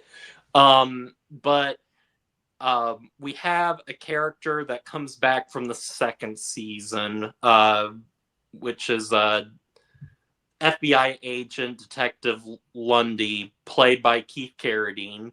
He comes back in because supposedly he thinks that the Trinity Killer has struck and made a home in Miami. The Trinity Killer is somebody that the FBI doesn't really take seriously because of the nature of the crimes. You can't really connect them all together like very nice and neatly because it begins. What happens is things happen in threes. It starts with a young woman bleeding out in a bathtub, and then it moves on to a mother of 2 falling to her death, the death ending up looking like suicide, and then finally a middle-aged man being bludgeoned to death. And so nobody has really taken this seriously except for Lundy. He has been, trying to, catch this guy for years and years. And Dexter obviously is on the case to try to find this mysterious serial killer who is our Dumbledore, our new Dumbledore of all people, which I was kind of shocked at the beginning of this show, beginning of this season. It actually starts out right from the start. The opening scene is the Trinity Killer striking, and you see John Lithgow just, doing No the mystery, crime. just show him right there. And it's crazy because Dexter has never done this before. This series has never put you in a scene with the killer committing the crime. It's always from a different point of view, like Dexter or his sister or something getting involved in a scene that involves them. You're never following the killer. So right off the bat, Dexter does something that I think breathes new life into this season. Because one of my problems I had with the third season, though I ended up really loving it by the end, was that it was kind of like, oh, this formula is starting to get a little stale already in the third season. Just because it kind of felt like, here's another season of Dexter. Here's another story. There you go. Yeah. But the fourth season really feels like a story that they wanted to tell. And in fact, in a lot of ways, if you tweaked the finale of this show ever so slightly in certain ways, it would be the perfect series finale for this series. You know what this reminds me of? It's another series that its best year was in 4. Yep. It just so happens to be the series that started a drinking game. Yes, it did. Because, listen, if you without getting into specifics about season 4 of Lost, tweak the finale ever so slightly. Mm-hmm. That could have been the ultimate series finale. But I think the series finale that we eventually got was a perfect series finale. Yes. But if you tweaked it, take out pretty much the last scene, that would be perfect. And take out a certain revelation that happened shortly before it. And Involving a frozen donkey wheel. Take that out, change it. Other than that, it would be a perfect series finale. And that's how I feel with Dexter season 4 and everything. Like, so much of it feels, in a way, very conclusive. There's like Deborah, Dexter's sister. She's kind of like connecting the dots, figuring stuff out about her father, and then in a way figuring out about who Dexter is. Not that he's a serial killer, but his past, his traumatic past. And so it's like, it's certain things like that and everything that really feel like, oh, this is kind of reaching a big climax of sorts. And like, I mean,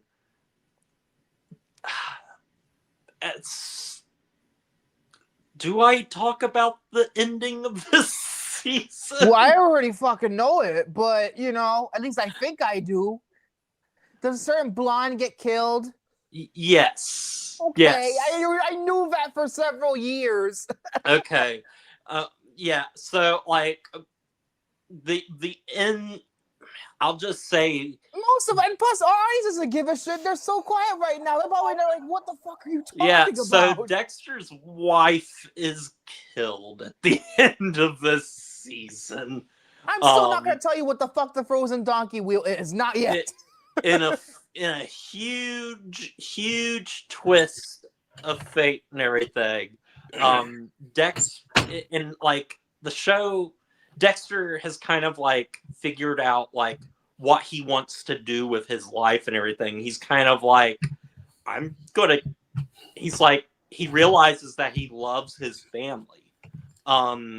Like, which is crazy because before then he's like been like, he's never been capable of actual love and like having feelings and stuff.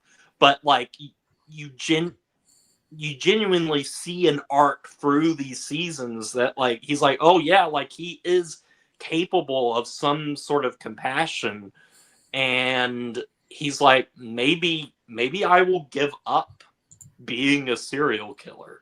It's like, maybe I will give up these urges for my family and everything, and then that's all just destroyed in one scene. And the final moments of this are so fitting because we kind of, again, why it feels like the perfect series finale. It's not like it is that everything comes full circle, and Dexter, who was, he talks about this, he was born in blood because of what happened in his past. His son is also born in blood, and so it's almost like the cycle will continue. And that leads to Dexter New Blood. I will say this, with this season, it is fantastic. I think I was getting a little burnt out as I was watching it because Morgan and I had blown through the other seasons, and so this always happens with a show when you just watch like so much of it. So the earlier stuff, when like because each of these seasons, the first couple of episodes are great and everything, but they are so much set up and everything to eventually, because each season feels like, you know, one complete story and everything. And so you have, you know, your first act episodes, which are, you know, like the first 4 episodes of the show and everything, before things, you start really feeling the groove of how everything's going to go. But it's a roller coaster of a ride. Just fantastic performances, especially from John Lithgow, who steals the show as the Trinity Killer, Arthur Mitchell. There is one scene in this season. In fact, yeah, because we did the Thanksgiving episode on here, and I said that I watched a Thanksgiving Day episode of Dexter. That is one of the best episodes of the show. Is that the finale? Happy Thanksgiving, Dexter. Your wife is dead. It's not the finale, actually. You would think that it would be. Those sadistic fucks would do that. It's where like we start to really see John Lithgow's character just kind of start to unravel. There's nothing quite like hearing John Lithgow tell his wife in this show, "Shut up, cunt." Like, it was just something that I wasn't expecting, and it was just so out there that like I was like, holy crap, what is happening? But I love this season. I see why everybody puts it as their favorite season. I think because it definitely has my favorite antagonist of the entire show so far and everything. And obviously the ending is phenomenal. That last episode is one of the best episodes of television, period. Like, just 10 out of 10 episode.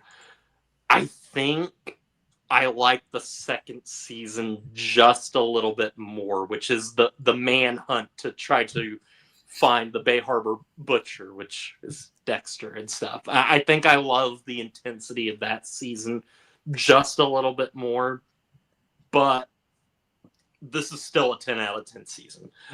This is just a wonderful, wonderful, tight story and everything that feels like a climax of sorts. And what I have heard, at least from what season 5 is, because of the finale to the season, it's a more somber season and everything. It makes sense because I think the showrunner for year 5 is one of the head writers of 24. I think it is Chip Johansson. So it's makes very sense because 24 is pretty fucking bleak. It'll be interesting. Granted, I don't know how 24 is so bleak compared to Homeland, because I think Homeland's even fucking bleaker, but same producers, but you know what I mean.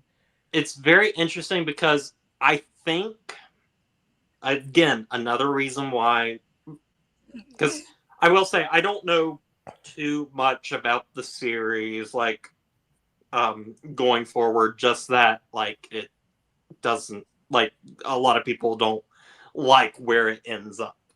But season 4 is so good as, like, a potential ending point that I really just don't see where you go from here. Like, I'm just like, I don't know where else they could take this series to make it feel fresh and new now, because I think by killing a certain blonde woman at the end of the season, I think it creates like a cycle of just, all right, let's do, just this, almost like what season 3 was doing. Let's just do the same thing over and over and over again until we until the show gets canceled or we finish it. Yeah. So I will be interested. But right now I'm taking a break from Dexter because I'm trying to fully get caught up on Stranger Things before the finale. Oh boy, I forgot that. Wouldn't I should have not forgot, because I saw my sister watching it literally a couple of days ago. And it's the big thing now for them. Morgan and I we just finished season 1 of right now. In fact, fuck it, I might as well review Stranger Things season 1 right now. You might as well. I mean, it's fucking right there in front of you. I mean, this is the show. This is the season that started all. After all. Yeah. Okay. So yeah, Dexter season 4, 10 out of 10. Fucking love it. And by the way, season 1's the only season of Stranger Things I've seen in full. I've seen parts of the year 2, but that's it. I've seen all the show, but I will say that the last time I rewatched the show in full was before the 3rd season started. So that it's been a long time since I've seen season 1 and 2 and. So now you have to see everything where everything connects together. Let's hope the ending doesn't blow it, because it could happen. So I'll just flat out say that I'm a huge Stranger Things fan. I like, people talk about the 80s aesthetic and everything, and I don't care about that bullshit. That's the thing that peeves me about the show. People are like, oh, it's about the 80s aesthetic, it's about referencing 80s movies and 80s games. I'm just like, guys, that's not the fucking story here. What I love most about Stranger Things, I think it's like the second season calls attention to itself because of those 80s stuff. Yeah. And I just love the characters in this series. They're so likable, real, and they have just a lot of them go through some really great character arcs, I think. And this first season is our our introductory point, and rewatching this first season again, it reminded me just so much of what made me fall in love with it in the first place, and just how simple it is. As much as I love the later seasons, Yeah, apparently, from what I understand, get. from what I understand, the seasons get more and more and more expensive and more complicated and Yes. more ambitious. This is, from what I remember about season 1, it's a very simple.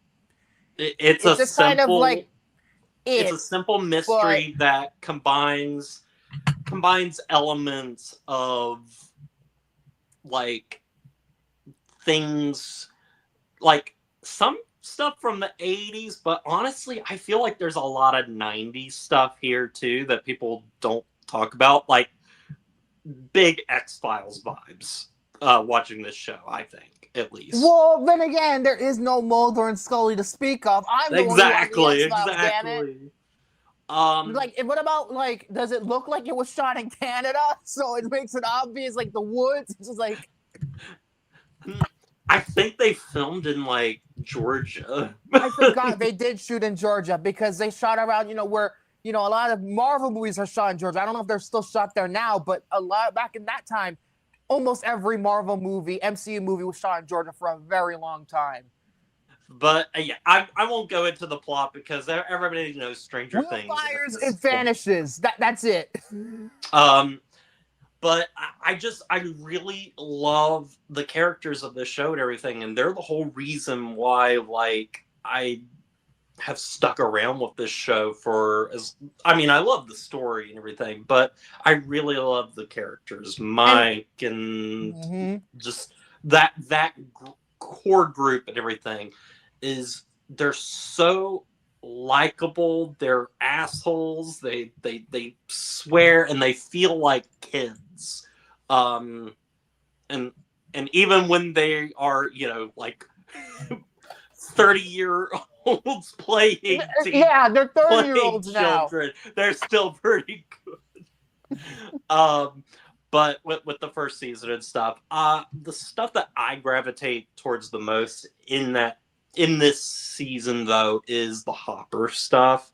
David Harbour has a really great arc, I think.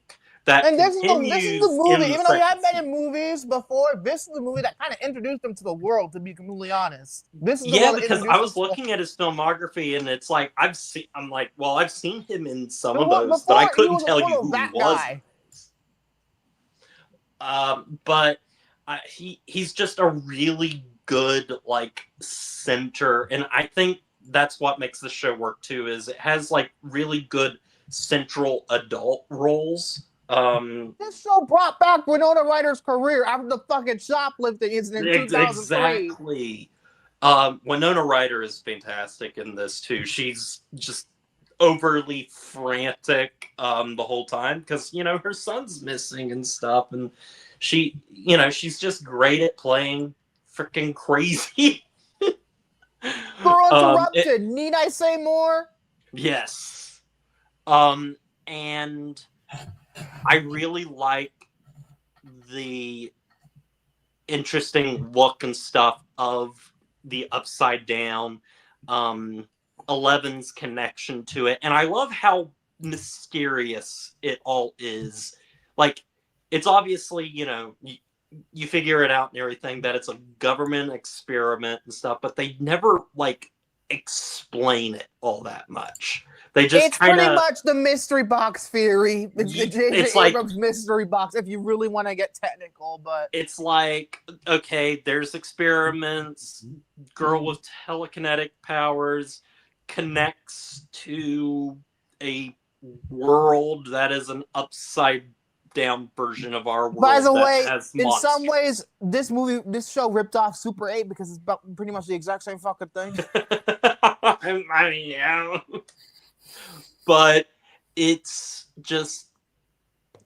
so good, and it brings us good old Joe Keery as well, who has become a national treasure, especially free guy, enough said. Especially in the Stranger Things fandom and stuff. But I love to, like, Morgan and I, we were watching the last 2 episodes of the season before I got on here.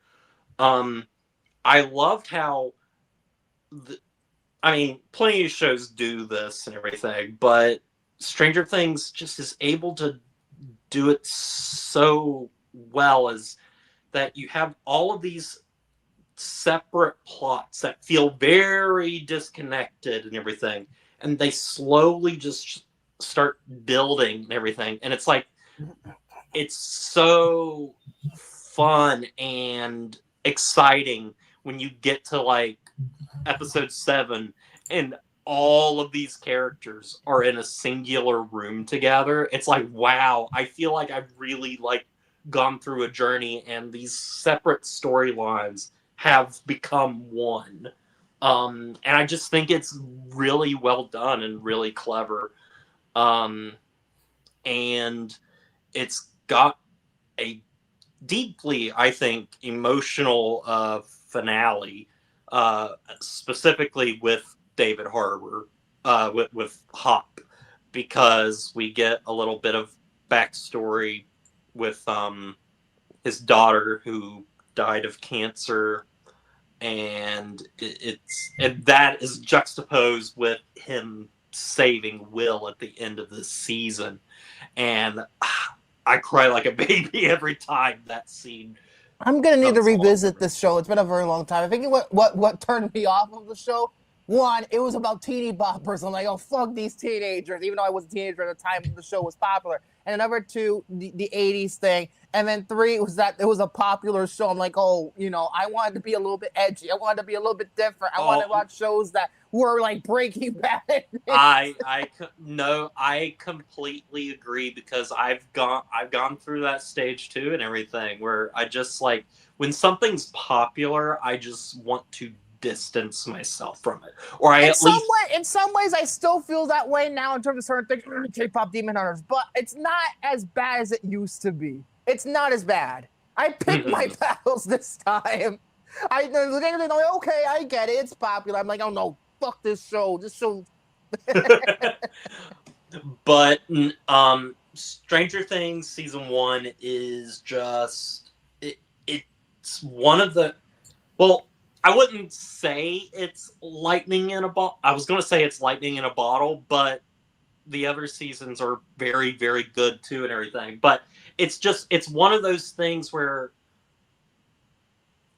like, it came at just the right time, because it came out of fucking nowhere. I remember they barely promoted the fucking thing. It's a phenomenon, and I feel like sometimes, especially now, it's hard to get that now, because it's like we have a lot of things that come out and everything, and they're big. But as big as that, I agree. But will those be talked about like a few years from now? And then it's like Stranger Things has like stayed in like the zeitgeist and everything for so long, and it's crazy that, you know, with, you know, the wait between like season 3, 4, 5 and everything, especially, that people still care about this show. This show is almost crazy. 10 years old. I know. Almost 10 years old. These kids are almost fucking 30. And, you know, they're still technically playing kids. And yet they still care about these 30-year-old kids. I know. It's just, it's crazy to me. But season 1 showed me once again why I love this series to begin with. It's got great character moments, great style, great mystery, and also like the song choices and stuff for pretty solid all around. I give it like a 9 out of 10 probably. It's probably my second or third favorite season. We'll see once it's all said and done and everything. Yeah. But other than that this is great. Also, another thing you forgot to mention, one of the guys who was, I think, instrumental to the success of the show, Sean Levy. Sean Levy. Also, he Executive has a producer- cameo in the in season 1. I feel like him.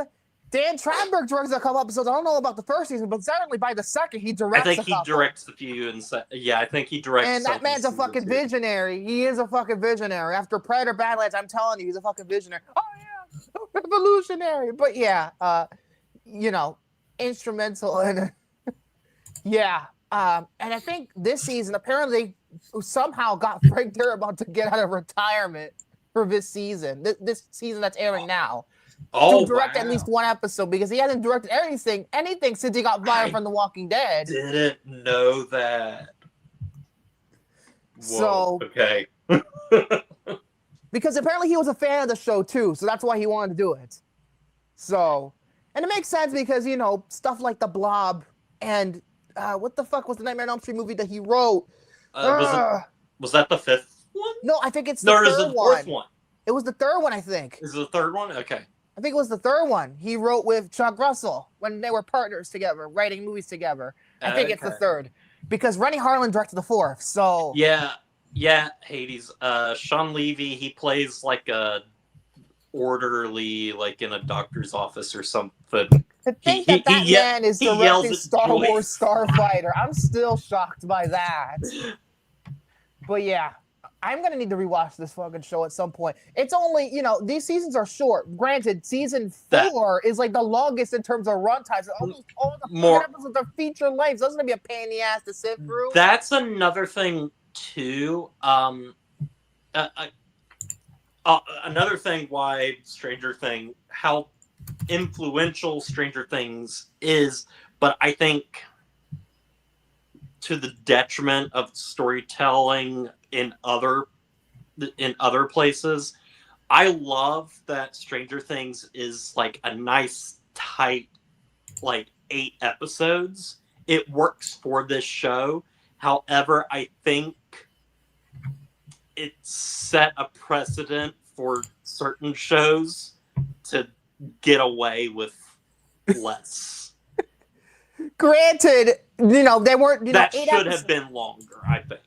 Yeah, but here's the thing about Stranger Things. Remember, like with the 4th season, almost all the episodes are feature fucking length. The finale itself, I think it's the longest episode in television history at 2 hours and 22 fucking minutes. Yep. And the finale of the show overall, I believe, is 2 hours and 1 minute. They confirmed that. So it's like it's pretty much. They're like. Do you know how we always say season 4 of Lost is Lost the movie? Stranger Things the movie is seasons 4 and 5 essentially. Basically. So yeah, that's all I wanted to say. That's all I wanted to say. That's all I got to say. So I mean, oh boy, maybe Morgan and I will be on a roll or something, and then like next time I'll review like 2 seasons at once. Who knows? Yeah, we'll see. I gotta get through the X-Files. It's 25 episodes. I think that's what's calling because there's 25. Anyway, with that being said, before I roll the thing on Titanic, we got, how I always do my special interest for every indicated by every studio that releases the movie. Since I have 2 studios, I'm gonna play a combination of both studios because this movie was financed by one studio and then they went so over budget, another one had to come in. So in terms of honoring both commitments, here's this.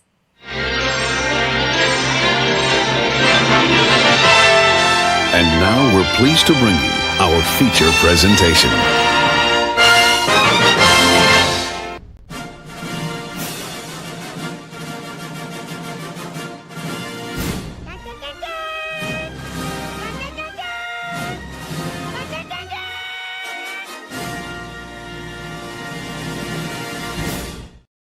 You knew I had to play that. You knew. Ralph Wiggum. God damn it. But in terms of what we're going to review tonight, I'm honestly kind of... A part of me says Jane should have been on here so I could have roasted the shit out of him from revenge and what he put me through last week. But at the same time, I'm happy because we actually talk about this movie in fucking peace. I can talk about this movie in peace because it's a 3-hour movie that justifies the runtime. And we all 3, well, I know at least we all 3 love this movie. Yeah. Yeah, absolutely. This was, for a very long time, the most successful movie ever made. For a time. How long did it take? 12 years before somebody beat it again. And Yeah. who beat it? James Cameron himself. He beat himself. I wouldn't be surprised when Avatar Fire and Ash comes out, he beats himself again. The only person he could beat at this point is himself. Really. Yeah, basically. And this movie is so influential, got nominated for so many awards, won an unprecedented amount, which we'll get to. And that is, of course, the biggest film in 1997, maybe even the biggest film of the 90s, James Cameron's, no, is it his magnum opus? Is it his magnum opus? For me, it is. He's made so many good terms movies. of the pure I have a hard time thinking which one is his magnum opus. I have a very hard time. He has that good of a filmography. Anyway, Titanic. On December 19th, Iceberg, right ahead! nothing can prepare you for Titanic. Please help me! I won't let go. 20th Century Fox and Paramount Pictures present Leonardo DiCaprio, We have to stay on the ship as long as possible. Kate Winslet, You jump high, jump right. from James Cameron, I'm gonna try your time together! director of T2 and True Lies. This is it! Titanic, rated PG-13, starts Friday, December 19th at theaters everywhere. Oh, yeah, I love that action movie. I love it so much.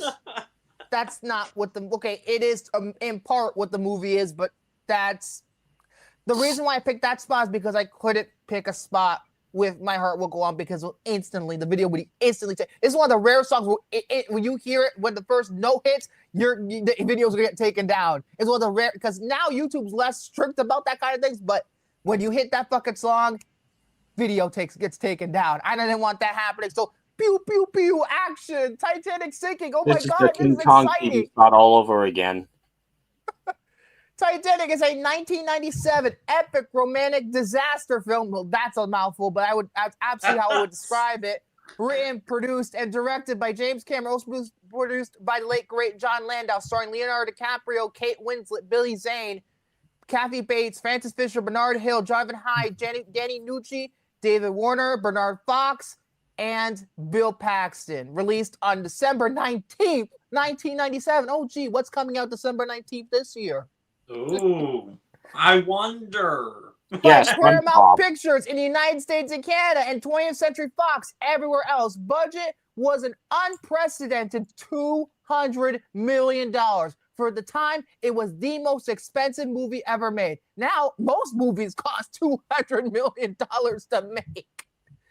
And it made a grand total so far, because we don't know if there's going to be another fucking reissue next year, $2.264 billion worldwide. I believe at this moment it is the third highest grossing movie of all time, but again, it was the highest grossing movie of all time for 12 years.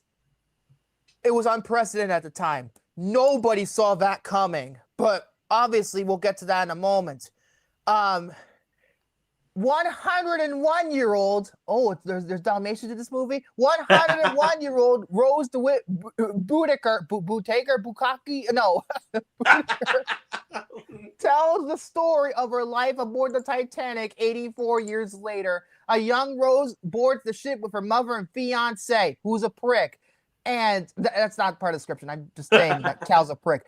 Meanwhile, Jack Dawson and Fabrizio De Rossi win third-class tickets aboard the ship. Rose tells the whole story from Titanic's departure to its death on its first and last voyage on April 15th, 1912. It has an 88% rating on Tomatoes currently, 7.9 out of 10 on IMDb, 75 on Metacritic, 3.8 on Letterboxd, and just fucking guess what the cinema score is. Just fucking guess. A+. A plus. A plus.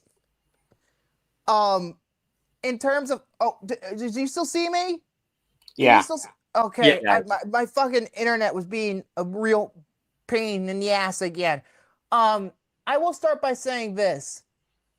Let me talk about my experience with Titanic, because I let the internet trick me for a while because what did the internet say about Titanic for a long time until fairly recently?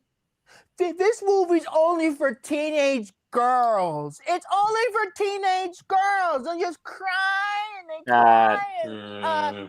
Hold How on. about no? Yeah, no. If you have a soul, you like this. If you have a soul, I was like, oh, this is some lovely, for a long time, even though I had seen the movie for, this is the first time in quite a few years since I've seen it, but for a long time, I was like, oh, what is this lovey-dovey bullshit? And yes, I was one of the conspiracy theorists that believed that Jack could have hanged around the door. They showed it in the movie when they both got on. The door sang. It's not me anymore. I let the internet fool me, okay? Because the internet loved saying that for a long time. I'm getting it out there. The door is Rose weighs a ton. Jack also weighs a ton. They would drown. The movie would be over 20 minutes early. But then again, who would they be talking to? A ghost? Who would the Paxton in the crew be talking to? A ghost? Can they talk to the supernatural? That's besides the point. We'll talk about the door later, trust me. But I let them fool me for a while. Then a couple of years ago, Jared did this review of Titanic. I think it was the reissue, one of the reissues. Yeah, it was the reissue. Yeah, they reissued it. I think it was after Avatar got reissued. It was for Valentine's Day, and and then he was talking about it like this. He praises this. I'm like, I was thinking to myself, hey, I got to revisit this movie at some point. Shortly thereafter, the 4K came out. I got the 4K for $10, and it was still new. Wow. So I watched it on the 4K for this go around. But honestly, I don't know what the fuck I was thinking. I really don't know what the fuck I was thinking because this movie, say what you will about the love story, I think it's one of the best directed movies ever made. And just in terms of simple direct, James Cameron directs the absolute shit out of this movie. You could tell the perfectionist nature got a hold of him. You can tell this was a passion project from the start and everything. It's just on the scale, even for the time, even now, I think the scale is almost unmatched. Well, there's certain things like with this movie too, like with what they did, that they would no studio, no, they would not do this. Where like they accidentally, or when they built the Titanic set and everything at the dock and everything, they put it on the wrong side. It was on the wrong side of historically where it would have been. So they had everybody dress like in things that were like reversed and everything.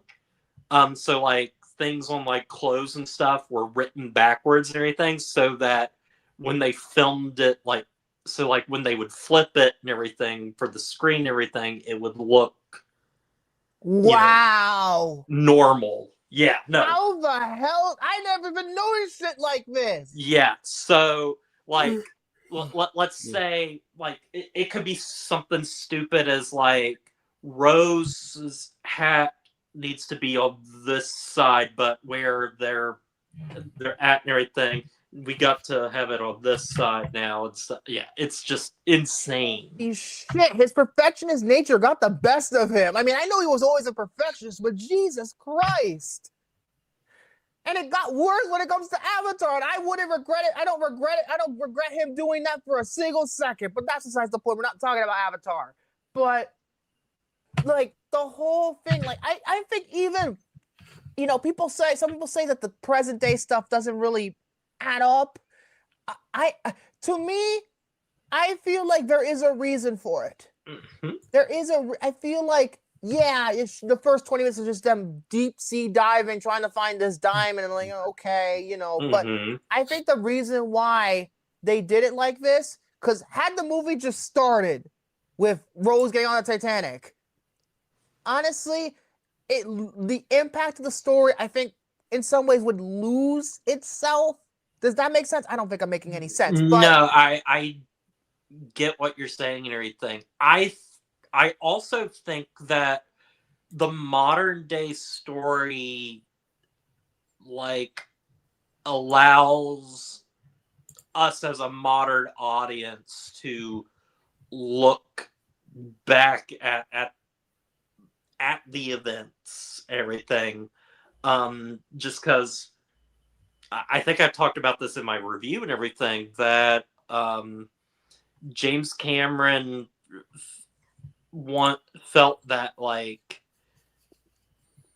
we don't have this personal connection and stuff to like the historical event and everything, and that has kind of become lost and everything.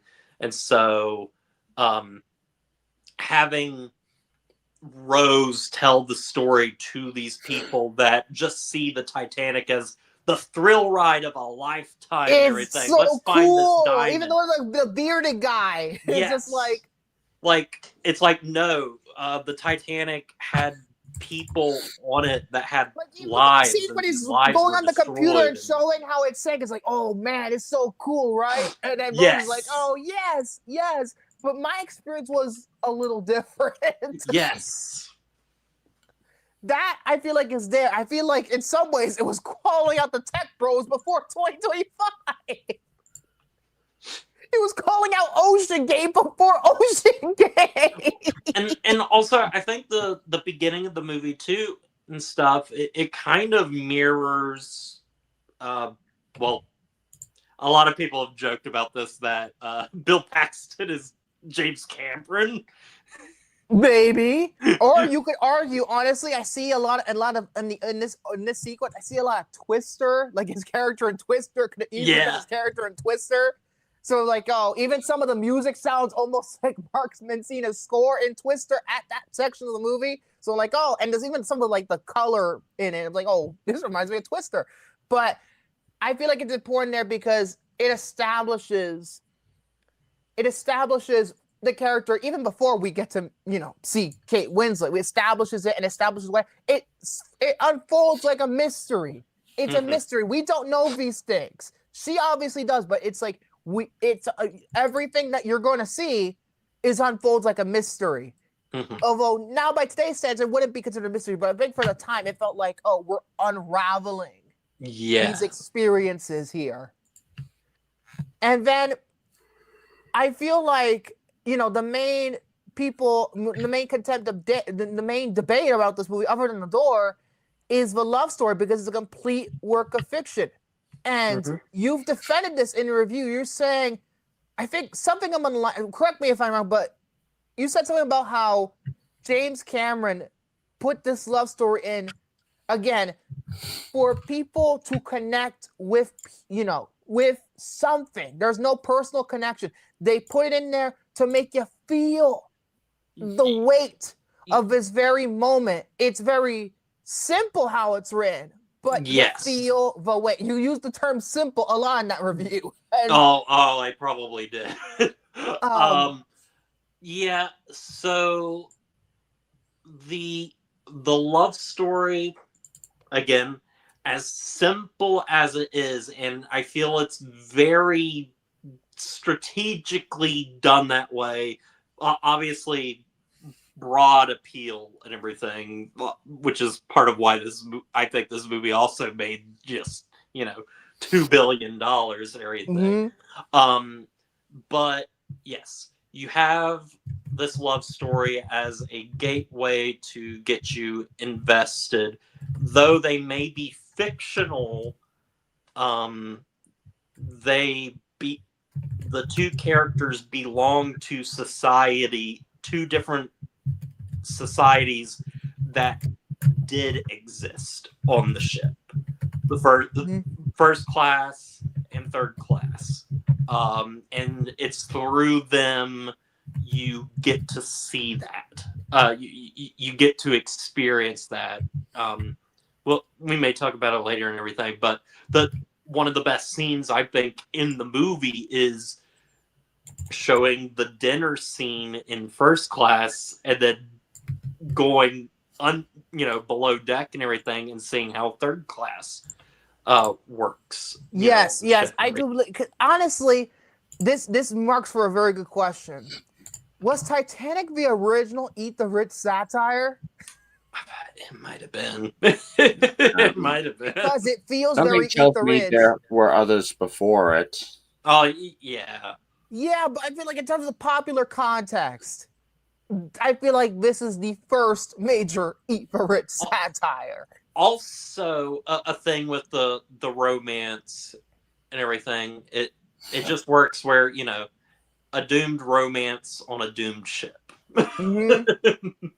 And it's like, when you first meet Rose, she doesn't want to get married to Cal. We learned this. I forgot how far into the movie before we find out why she's marrying Cal. Because I thought it was like right away you get to learn. It takes a while. And then I'm just like, wow, now we're discussing it? Because I knew it had to do stuff with, inheritance and things like that. But imagine watching this, for the first time in 97, like, why do you want to kill yourself, Rose? Like, I know you don't like this guy, but there's got to be another reason for it. And then bam, that scene hits with her mom. And you find out. By the way, Rose's mom is a bitch. She is. She's a bitch. I mean, it's pretty sad when Kathy Bates' character is less of a bitch. She's more annoying, but then she tries to do the right thing at the end and nobody fucking listens to her. Mm-hmm. Look, asshole. Those asshole Mr. Fantastic, you little prick. That guy in the boat is Mr. Fantastic. The original Reed Richards. Not 94, 2005 Reed Richards. That's that guy. But yeah, I really like how it works because, you see Cal, he's obviously this, you could tell he's a bit of a slime ball at the beginning, but then it just keeps getting worse and worse and worse and worse as the movie goes on. He just fucking flips a table. This is Billy Zane is just so good in this. Like, Cal is just the type of like almost it verges on over melodramatic. Yeah. Well, I mean, the entire movie in some ways is very like melodramatic in that classic. Because again, what this movie is, it's like a love letter to classic 40s, 50s, golden age Hollywood. Mm-hmm. I mean, yeah, that guy, Cal is just an utter prick. Like, almost get the fuck off my screen. And Billy Zane does a great job. I think he, is it his best performance? Probably. Although I go to bat for Demon Knight. He has too much fun in that movie. He has way too much fun in that movie. But I like him better here than in The Roommate. I also like Rose's mom better here than she was in The Roommate. They're both in The fucking Roommate. Remember? She played Rebecca's mom, who's also named Allison. Oh, gee, I wonder who that reminds me of. If you don't know, watch the review. Move on. But yeah, I really like how the love stories, I think it's very slow going in terms of I think because the fact that it's as long as it is, you could definitely breathe in the love story more. If the movie was just 2 hours, it would just go like fast, here's this scene, cut to this scene, cut very quickly. But I think the fact that it's so long, you get a chance for these characters to breathe. Scenes on their own, scenes with each other, things like that. And although I feel like in terms of how it's structured, the movie's more about Rose than it is about Jack. But, I feel like we get a good amount of both here. I do think so. And I think, it's one of these love stories where it's almost like, I think it's, people thought for a long time that Gone with the Wind was supposedly the best love story ever made. And people think now Titanic is the best love story ever made. I've watched Gone with the Wind, and I love Gone with the Wind and everything, but I would not call that a love story at all. People at the time thought it was a love story. I think it's a toxic relationship, but I mean, really, Jack like never says, Titanic frankly, is my the dear, I don't give a gone damn. with the wind of its time. But I feel like the characters also are, well, not all of them, but these two are likable. You understand them. They have depth. I feel like Rose has way more depth than people give her credit for. And not only in terms of writing, but I think, in terms of the performances, I'll get to that right. DiCaprio's good in the movie, don't get me wrong, but it's Kate Winslet who's the best performance in this entire fucking movie. Kate Winslet is the heart of this movie. Absolutely. Yeah. I mean, this is the movie that introduced American audiences to her. Yes, Sense and Sensibility, but but And also Hamlet. Bomb. Hamlet she bomb. was- Sense and Sensibility made money, but this made even more money. She became an A-lister pretty much overnight, to the point where, in terms of DiCaprio, he didn't make a movie for 3 fucking years because the movie made so much money. He didn't make a movie for 2 years. He did that one Woody Allen movie, which I forget the name of right now. And then afterwards, he didn't do another movie for 2 years until The Beach came out. Because this movie made so much money, he didn't have to work. He's like, man, that money's still coming in for me. I mean, Celebrity's the name of the movie. Thank you, Celebrity. That's the name. And he also did The Man in the Iron Mask. Oh, I forgot he did Man in the Iron Mask. Fuck, I guess more like year and a half he didn't do a movie then. Fuck, I forgot about the Man in the Iron Mask. But, it was just like, wow. Like, it was just these two. I mean, DiCaprio was already kind of a star to begin with because What's Eating Gilbert, great basketball stars. But this, and Romeo and Juliet, but this movie was the prime pretty boy DiCaprio. And then shortly thereafterwards, he tried to get away from the pretty boy image, and I think he successfully got away from it with Gangs in New York. That was his first grown-up role. That was his first grown-up role, in my view. So, even though I think he's still charismatic in the movie, I think he's still very good. But again, Kate Winslet's the heart of the fucking movie, man. Some of the scenes that I'm like, wow. Even at this young of an age, she is just incredible. It's great. And then another performance I really like. I don't know who the fuck plays the captain, but he had a good impression on me. The captain. You talk about the captain of the Titanic? That's yes. That's King Theoden from Lord of the Rings. Oh shit! Fuck! That's crazy. Bernard Hill, yeah. Bernard Hill. I said Fox, Bernard Fox. I don't know where I thought got Bernard Fox from, but Bernard Hill. I'm sorry. I'm correcting it now. Write that one down. But yeah, he's great in this movie. But I really like how, we could talk about some of the most iconic pop culture lexicon.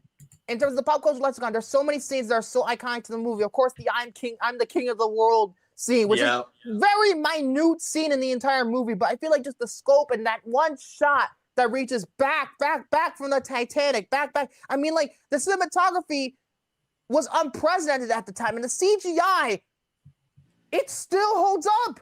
I think it's holds up. There's only a couple of times where it doesn't hold up. Well, the worst part of it is the CGI rats. They look horrible now. And then some of the people. Some of the people when they're trying to jump off the ship, it looks like ragdoll physics. It looks like ragdoll physics. Like it's fucking Little Big Planet or whatever. They're just falling off like characters from Little Big Planet. But yeah, it's just. But other than that, the CGI has held tremendously well. It's held up so well, and it's just. And I think the development is so much there. We spent so much time. And I feel like you just care about these characters. You care before the iceberg doesn't hit until I think about 100 minutes into the movie. A thing too with this movie that it does really well too is it has all of these minor, small minor characters that you just see glimpses of, you'll see a mother and her children or a little girl and everything, and then you see them later on in the film and you have a connection to them. Mm-hmm. And that reminds me to a scene that we'll get to later, because that whole thing we're talking about, there's reminds me of one sequence once we get to the iceberg. It's a montage, let's put it that way. But I think it does such a good job showing the class war, quote unquote class war on this ship. The first one, and I love that scene with the intercuts between the dinner and then everybody in the third class dancing and the jig and they're drinking. It's just like this weird kind of transition. It's just like it's so At well least there's done. no rapping dog. And then I really love how Jack kind of teaches Rose to kind of loosen up and be her own self and, you know, stick up for herself. I think Rose in that way is really kind of a well-defined character that you really care about. Like, fuck this guy, leave this son of a bitch, you know? And well, yeah, because so I think the biggest thing with Rose and everything is she is stuck in what her society, her class, like expects a woman to be and everything. And so and then it's like by the end of the film and everything, we see what she did with her life and everything. It's like she broke. She's free in some. norms and Yeah, she's everything. free. It's freedom. Yes. And you know, even with that, like even like there's small little things that kind of, you know, establishes that freedom. Like remember, Rose tells somebody to shut up in this movie after that point, and like, yeah, there's a lot of James Cameron. There's the typical James Cameron one-liners. The dialogue is, you could argue, far too modern. Mm-hmm. And They wasted the PG-13 F-bomb on a throwaway line. yeah. Although, to be fair, you should be lucky that he even got a fucking PG-13, because we're gonna talk about that scene now. Oh yeah. This movie for heterosexual males was probably an experience to see in the fucking theater. Let's put it that way. This movie pretty much jump-started so many guys, or maybe girls, I don't know, you know, you do you, into puberty. Because this movie does an unprecedented thing that no other movie has done since. PG-13 breasts. Yep.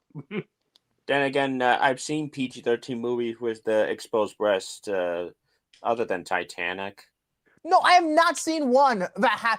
I've seen a couple PG movies that have that, but that was before the PG-13 There came was to the existence. Impossible. There was the Impossible with Naomi Watts. I think that's from the side, but that's besides the point. I also But, saw like, a King David movie which had full-blown nudity in a PG-13. oh boy, I guess I don't know what was the like. I honestly think that this is the scene that should have got them VR. I don't know what the fuck the MPAA was smoking that it day. was not in a sexual nature. That's not true. Look at the scene afterwards. We come to the I present know. day.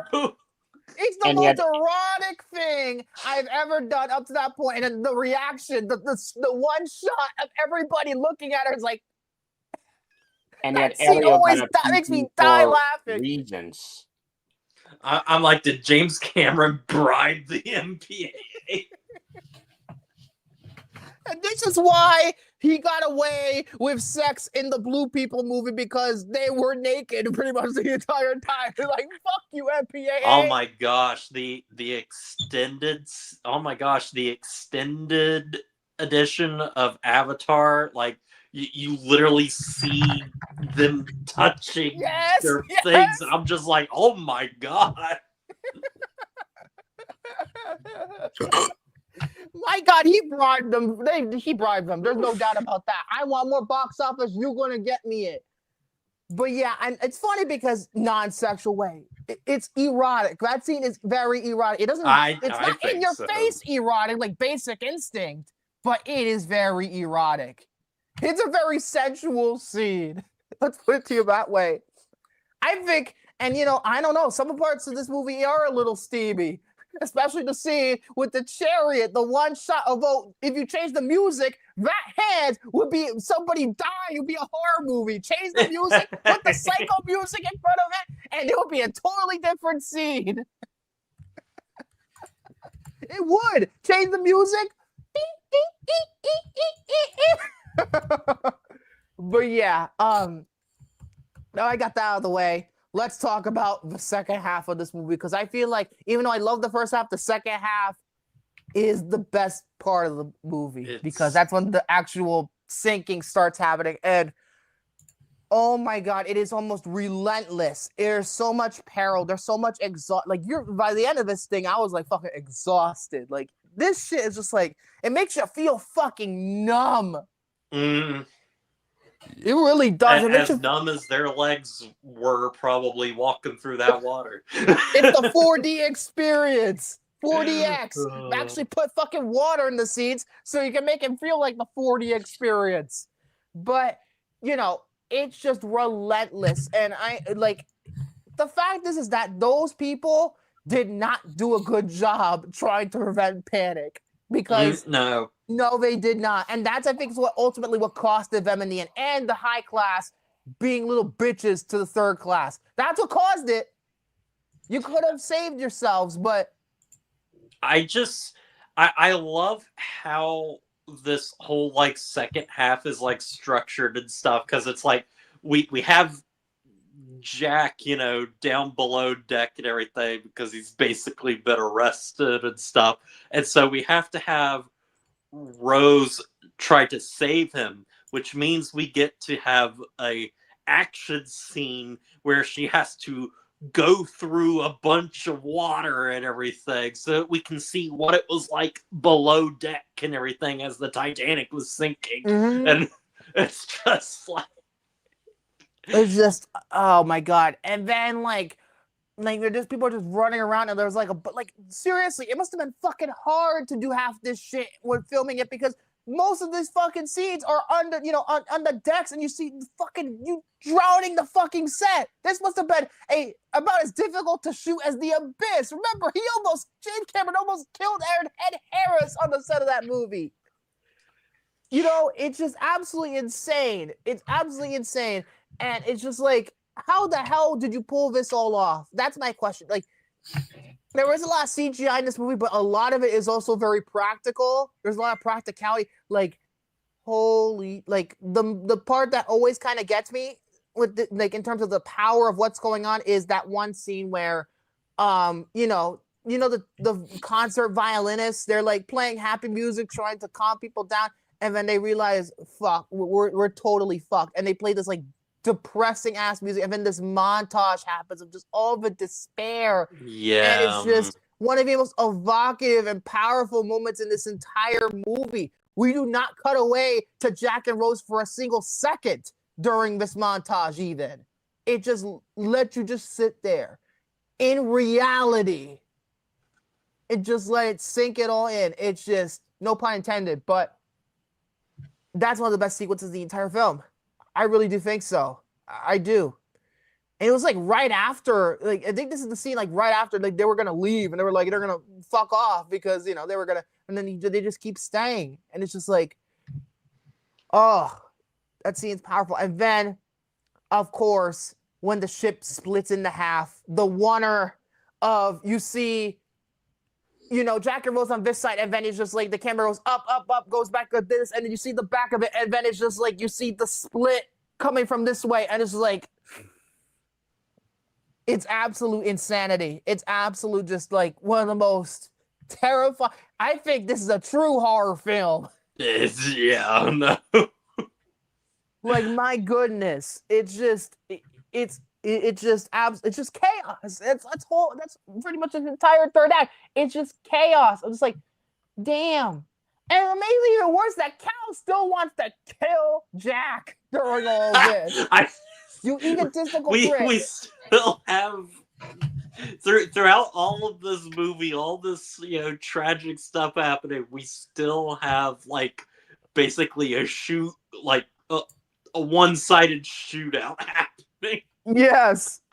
He just starts shooting, you know, he takes the other guy's gun and he just starts shooting, bam, bam, bam, bam, bam.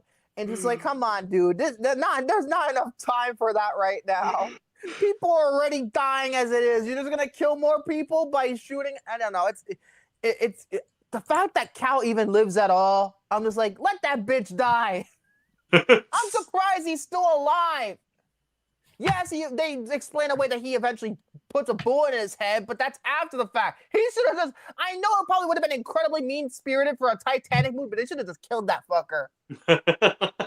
He's so mean. I should have just killed the mom too. I think I don't know what happened to her. Is she confirmed to be alive? I don't know. Probably. And we never see her after a certain point. But honestly, who cares? Because the mom's a bitch. But yeah, it's just, that whole scene is just incredible. And I think it also goes to show how good the music is, because people, whenever they think about Titanic, they always think about how haunting James Horner's score is. Mm-hmm. At certain points in this movie, when the action-y bits come up, it's like he's like almost, it's like Bishop's Countdown from Aliens. Dun, dun, dun, dun, dun. It's intense. Yes. I think that part of the score is incredibly underrated and needs to get more love, like the rest of the score does. I mean, it's of course the rest of the score is phenomenal. I mean, I think the best cue from the movie is actually the very opening with the sepia tone, and it's just. I agree. I completely agree. I think it's one of those powerful ways to start a movie, and this is how the movie begins.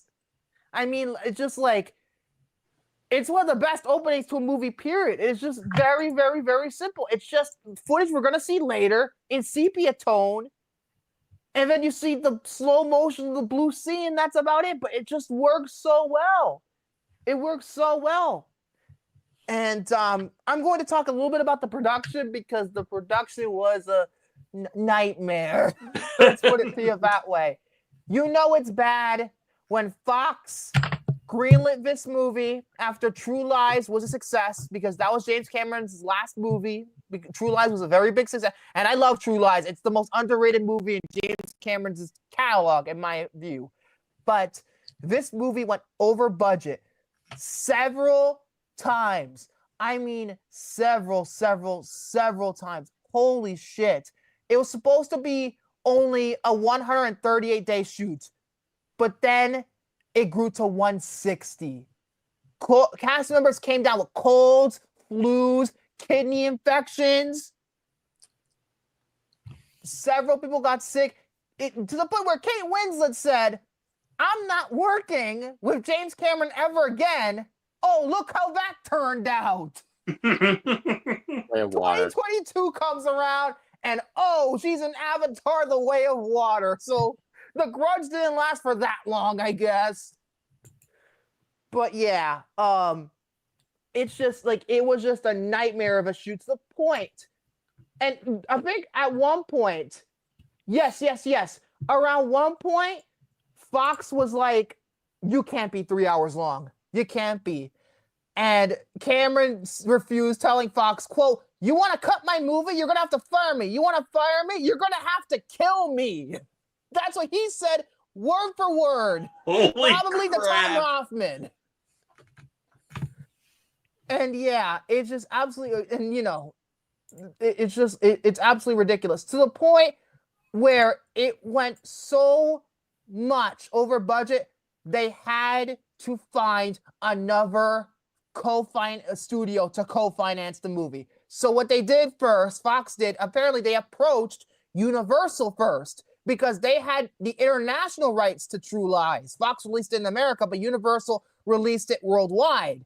So they turned it down, needless to say. Instead, Paramount Pictures came aboard in May 1996, after they had a successful partnership doing Braveheart together, because Paramount released Braveheart here, Fox released it everywhere else.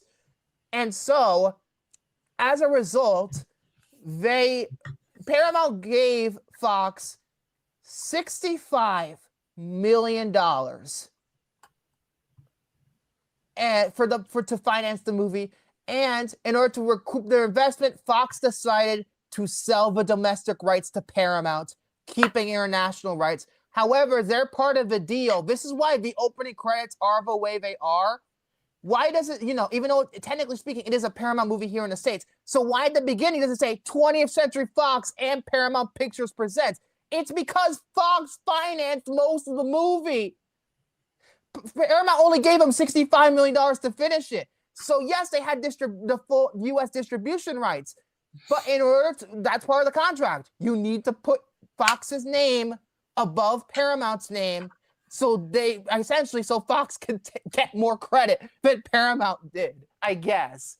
And that's why, honestly, Fox should be kicking themselves because they could have not shared those profits and make even more money. They must be kicking themselves right now, but they sold it to Paramount. They must be kicking themselves because imagine how much money more money Fox would have made if had Paramount not come in. Had they trusted James Cameron, but they didn't. And it's funny because I found out recently that they expected this movie to be a big bomb. Everybody said this movie is going to flop big time. It's going to be a big bomb.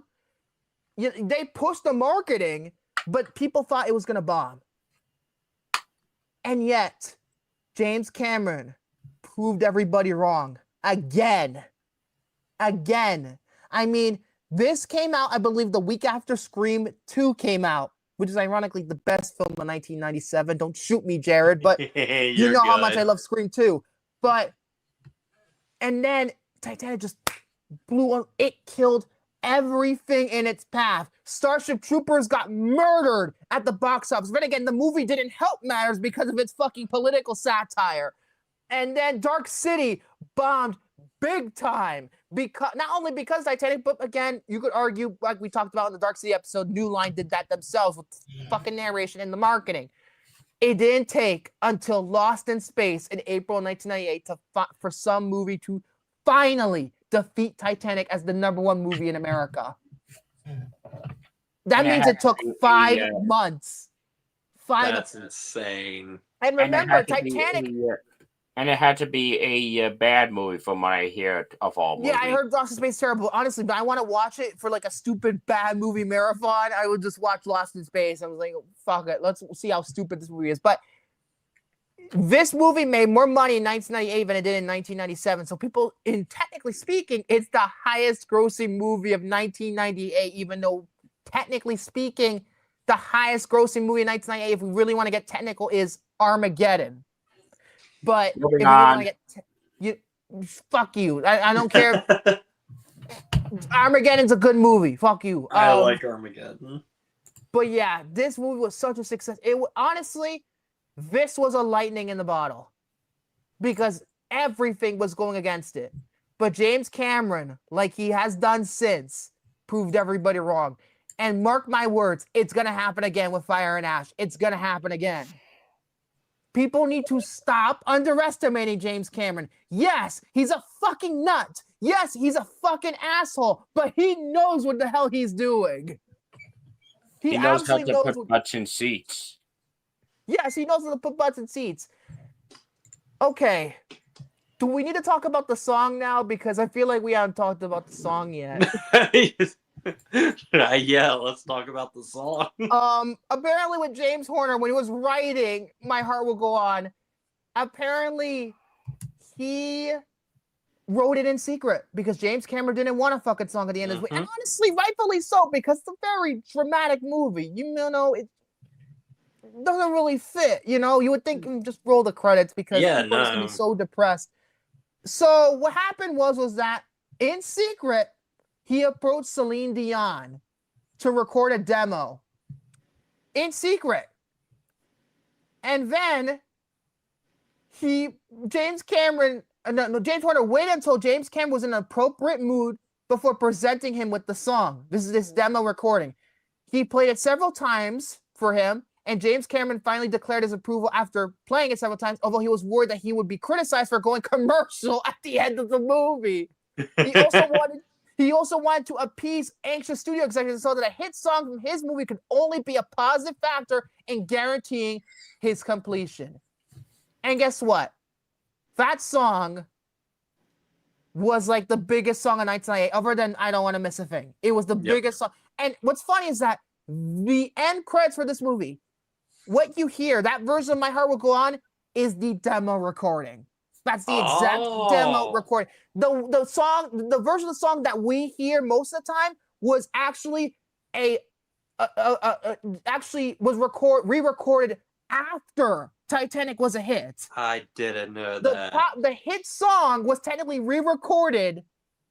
The hit song was re-recorded after the demo was successful.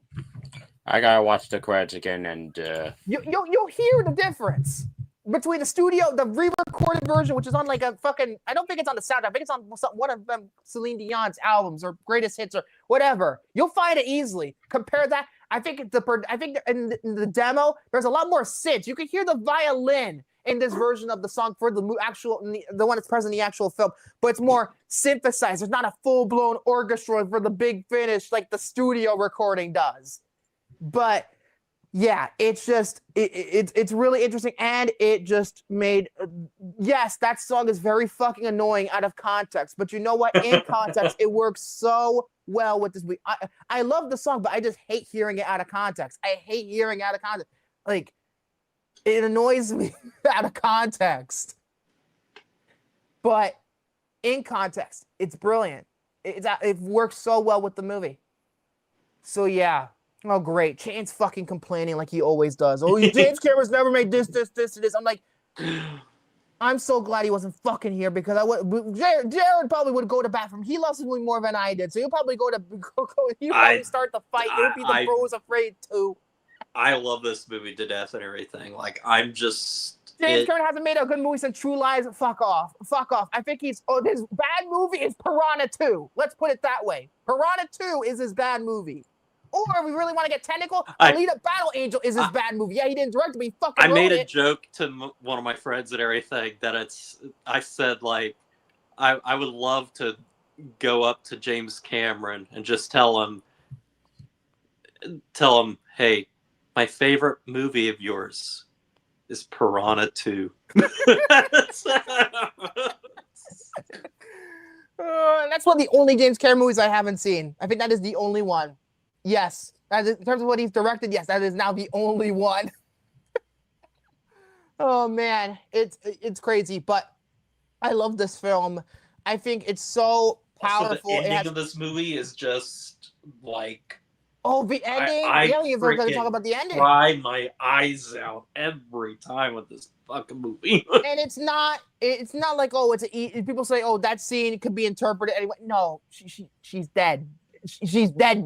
She's dead, yeah. And that's heaven. That's the only interpretation, quote unquote. That I'm gonna like. Even you see the captain in the when the last shot when it goes almost fades to what you see the captain. That's like one of the last things you see. It's heaven, okay? It's the purgatory or whatever it is, and it's so powerful with the music and everything. It's just like, wow. We haven't even talked about the fucking flying scene yet. I noticed that we didn't even fucking talk about that. That's the most iconic part of the movie.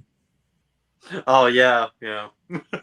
See, there's just so much to talk about it. Like, it's like you could like talk full like 2 hours about this movie. I take this movie over any fucking Nicholas Sparks movie. Yeah, I said it. Nicholas Sparks owes his entire career to Titanic.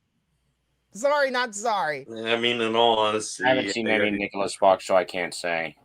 But yeah, I feel like this movie is just a mark. And if there is a flaw I have with the movie, it's some of the one-liners, the James Cameron macho dialogue in the present scenes. Some of it is just like, oh, the first rule of a PG-13 movie, you do not waste your F-bomb on a meaningless line.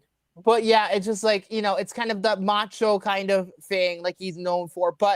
And this is probably what costed him Best Original Screenplay. Why Ben Affleck and Matt Damon won is because Good Will Hunting, if we really want to get technical in terms of like the words being said, that's a better script. In terms of the words being, then again, I love Good Will Hunting. Actually, honestly, when I'm going back and forth, just like my best in 97, I think I put Titanic number 3, Good Will Hunting number 2, and then Scream 2 is number 1. And then number 4 would be like LA Confidential, I think. It's just like Good Will Hunting. We have to do Good Will Hunting.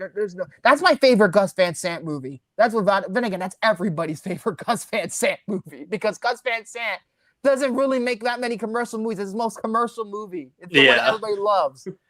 But yeah, I love this film. How many Oscars did it win? I want to see. I think it won 11. Which was there's only 3 movies to do that. Unprecedented. Ben-Hur, Titanic, and Return of the King. it was pretty much just a fucking clean sweep. I think it won almost everything it was nominated for. It lost makeup and 2 acting nods. Ooh, who got nominated for the acting? Kate Winslet for lead, she lost to Helen Hunt, and Gloria Stewart got nominated for supporting. She lost to Kim Basinger. Oh, that makes sense. I'm surprised DiCaprio was not nominated. That's bizarre. Mhm. Then again, I feel like, pretty boy image. Kate Winslet, Yeah. even though I've she never is even heard gorgeous, of Julie's Gold. But yeah, it's just, oh, Jesus Christ. See, it's just, Shane, stop being an egotistical heel. You're not even here. You're not being an egotistical heel. And I'm a bad heel. I'm a monster heel, but let Jared have his time. If you have any other thoughts that I'm missing, go right ahead, Jared, because you're the one who fucking misses me the most. I'm trying to think of anything else that we really haven't talked about. I will say, too, because we didn't talk too much with. Well, yeah, we didn't really talk a whole lot and stuff with once the ship sinks and everything, and everybody's just alone in the water and everything. But my favorite thing in that, honestly, the moment that gets me the most in this entire movie is really when Rose, when Mr. Fantastic comes back with the boats, and then she goes over to the whistle and starts blowing. That's one of my favorite scenes as well. And there's something so somber and just tragic about when when you finally see the Statue of Liberty. It's like, because it's like, this was, the Titanic was supposed to get to New York and everything, and it's like, this was supposed to be, it's big, glorious, But also I think of it a different way too, because what does Statue of Liberty represent? Freedom. Yeah. Even though the Titanic did what it did, she has her freedom. She got her freedom. So I interpret, you could interpret it both ways. And then she comes. Also, speaking of her, she did the Ray Skywalker a bit better. I am not going to talk about the Rise of Skywalker. It's already a divisive movie as it is. I am not going to talk about my feelings about it any further. I still like that decision anyway. I like that decision too. Fuck everybody else who disagrees with me. Fuck everybody else. I don't care. You're already pissing me off with Titanic. I don't hate it as much as everyone else, but because people took that shit out of context. What is it? It doesn't mean the way you fucking you think it means. God, have context. It's like when people talk about the finale loss, they say the whole time. Drink. Anyways, you understand the blank, Jared. There's a reason why I made it blank, but another thing I forgot to talk about. Let's just get this. Let's get this fucking conspiracy theory out of the way. The door. Hodor. They clearly stink when they both got on. Enough said. Do you think that they made the right decision? It's like, the thing is, it doesn't ultimately matter. Like, I don't care if Mythbusters tried proving otherwise. I'm trying to think of like just some other instance in like some other movie where like people just like really like think too hard about something that like in the grand scheme of things doesn't even matter. Honestly, I feel like that whole fit is taken out of context. Scientifically, yes, scientifically, there would be enough weight for both of them, yes. But if we really got to take a look, that's not what the fucking scene's about. That scene is about Jack essentially sacrificing himself to make sure that Kate Winslet's character is free. To live, to kind of, live life to the fullest. That's the whole message of this entire film. Yep. And he wants her to go on, to live, because he taught her how to live. Mm-hmm. to live, independent woman who don't need no man, I guess. But that's what the scene is to me. It's not about the weight. It's not about that. It's not about that. Like seriously, we're really gonna fucking pick holes in fucking Titanic now? We're gonna pick holes? It's like these same fucking people. I swear to God, these same fucking people. It's like this will Avatar's a rip off of Pocahontas. Yeah, the worst fucking Disney movie. Piss off, fucking dickhead. Fuck Pocahontas. I hate that movie and I hate the New World too. Avatar's a better movie than Pocahontas. And Even Dance with Wolves, because I can't deal with fucking Kevin Costner's ego for 3 hours. Fuck that guy. Fuck all of you. Kevin Costner, you just drive me crazy. I love this film. 5. 10 out of 10. This is my 5th favorite film of all time. 5 out of 5. Rose's ass was too fat. Kate Winslet is gorgeous in this movie. That was too fat. You're just nitpicking. She's gorgeous. I mean, no, look. If we were Leo in that situation, we got to draw her like one of them French girls, we would take the opportunity. You would, Shane. And if you say no, you have no taste in women. That's for sure. You have no taste in women. I'm saying that right now. What 1990 movie should have won Best Picture? Goodfellas, easy. Yep. Easy. Although there's probably another movie in 1990. Fuck it, put Home Alone. I don't care. Put Home Alone. It would still be better. Or Cinema Paradiso. Yep. Oh, jeez. And another thing one more thing I want to mention before we spin the wheel. There was this review at the time, this extremely negative review of the movie, written by Kevin Turn of Los Angeles Times. He dismissed the emotional elements, stating, quote, "What really brings on the tears is Cameron's insistence that writing this kind of movie is within his abilities. Not only is it not, it's not even close." And then in 1998, Cameron responded to that review and other backlash. He wrote by saying, "Titanic is not a film that is sucking people in with flashy hype and spitting them out on the street feeling let down and ripped off. They are returning again and again to repeat an experience that is taking a 3-hour and 14-minute chunk out of their lives and dragging others with them so they can experience the emotion." That's what movies are all about, you fucking Cameron hater bitches. That's what we're all about, to make you feel, not just some special effects. This is also why I fucking can't stand the Avatar hate. There's more to it than the visual effects. Its visual effects are incredible, but there's more to Avatar than just that. It's a ripoff of Dance with Wolves. Again, Kevin Costner ego. Okay, better stop before I go into whatever Foes Afraid level rant. I'm not ranting. I gave a movie a 5 out of 5, but still, I can't stand these people, man. I'm trying to understand. Like, I don't understand. I don't understand. I don't. No. Do you understand the words that come out of my mouth? No, I don't. So that's all I wanted to say. Okay, here we go. All right. Jeez. Style over substance? Well, your style and no substance, you mark. Yeah, all style, no substance. Oh, yeah, Terrifier 2 is all style, no substance. Maybe even 3, it's all style, no substance. I haven't seen Terrifier, so I can't say. Yeah, fuck them kids. Ugh. Anyway, let's just go on to the reel before I fucking explode. Oh, boy, let's just hope that we can have a fair game, because actually, you know what I'm going to do? Since there's a lot of black here, I'm just going to shuffle a little bit. Yeah, that's probably a good idea.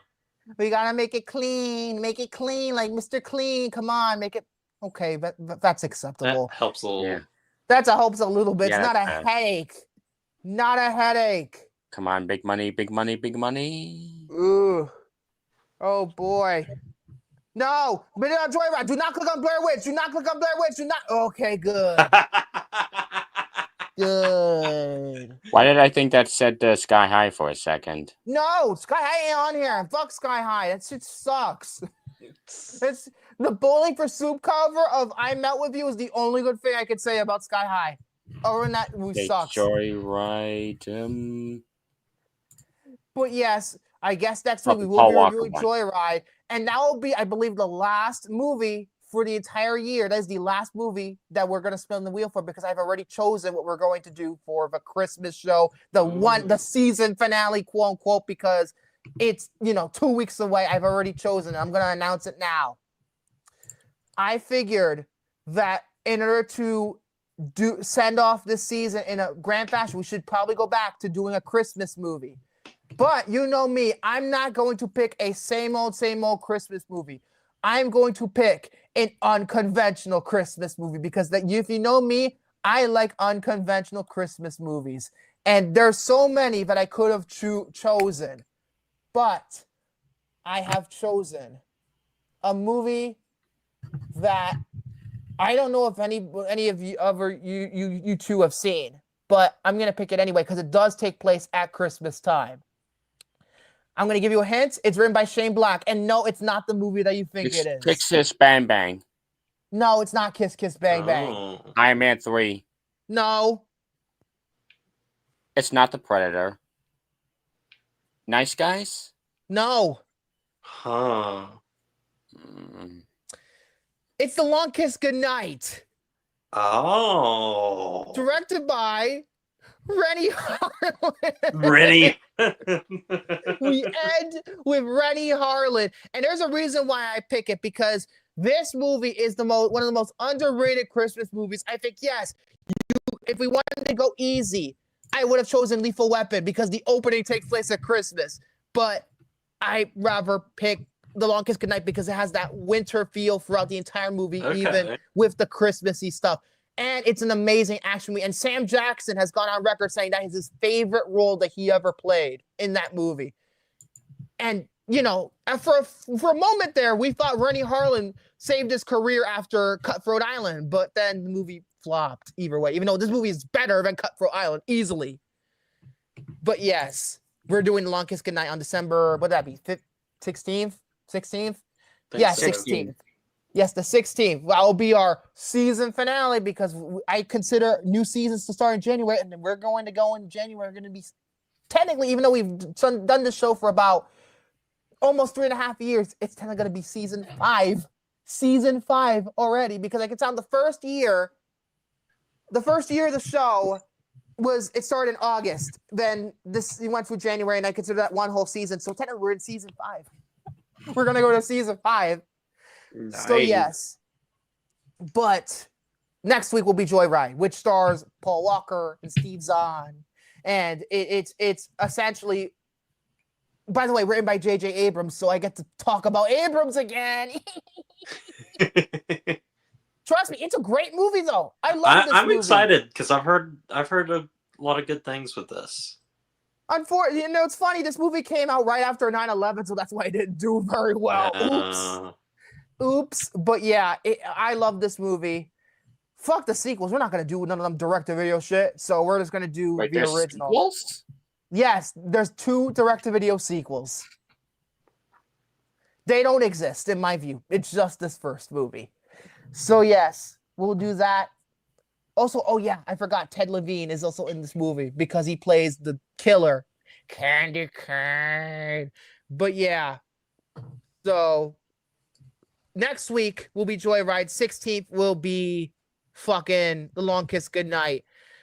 And you better be on your best fucking behavior, Chain, or we're also going to remove your ass. Because look, you weren't even behaving in live chat. You're saying all this bullshit about how this movie is this. She gave it only a 2 out of 5. This bitch gave it 2 out of 5, and his reasons are quote unquote. Let's find out his fucking reason. I'm gonna scroll up on the fucking live chat so I can roast his ass on the air.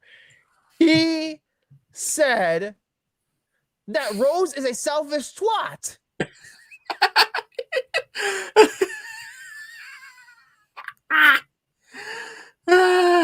He said the topless scene is the best part of the movie.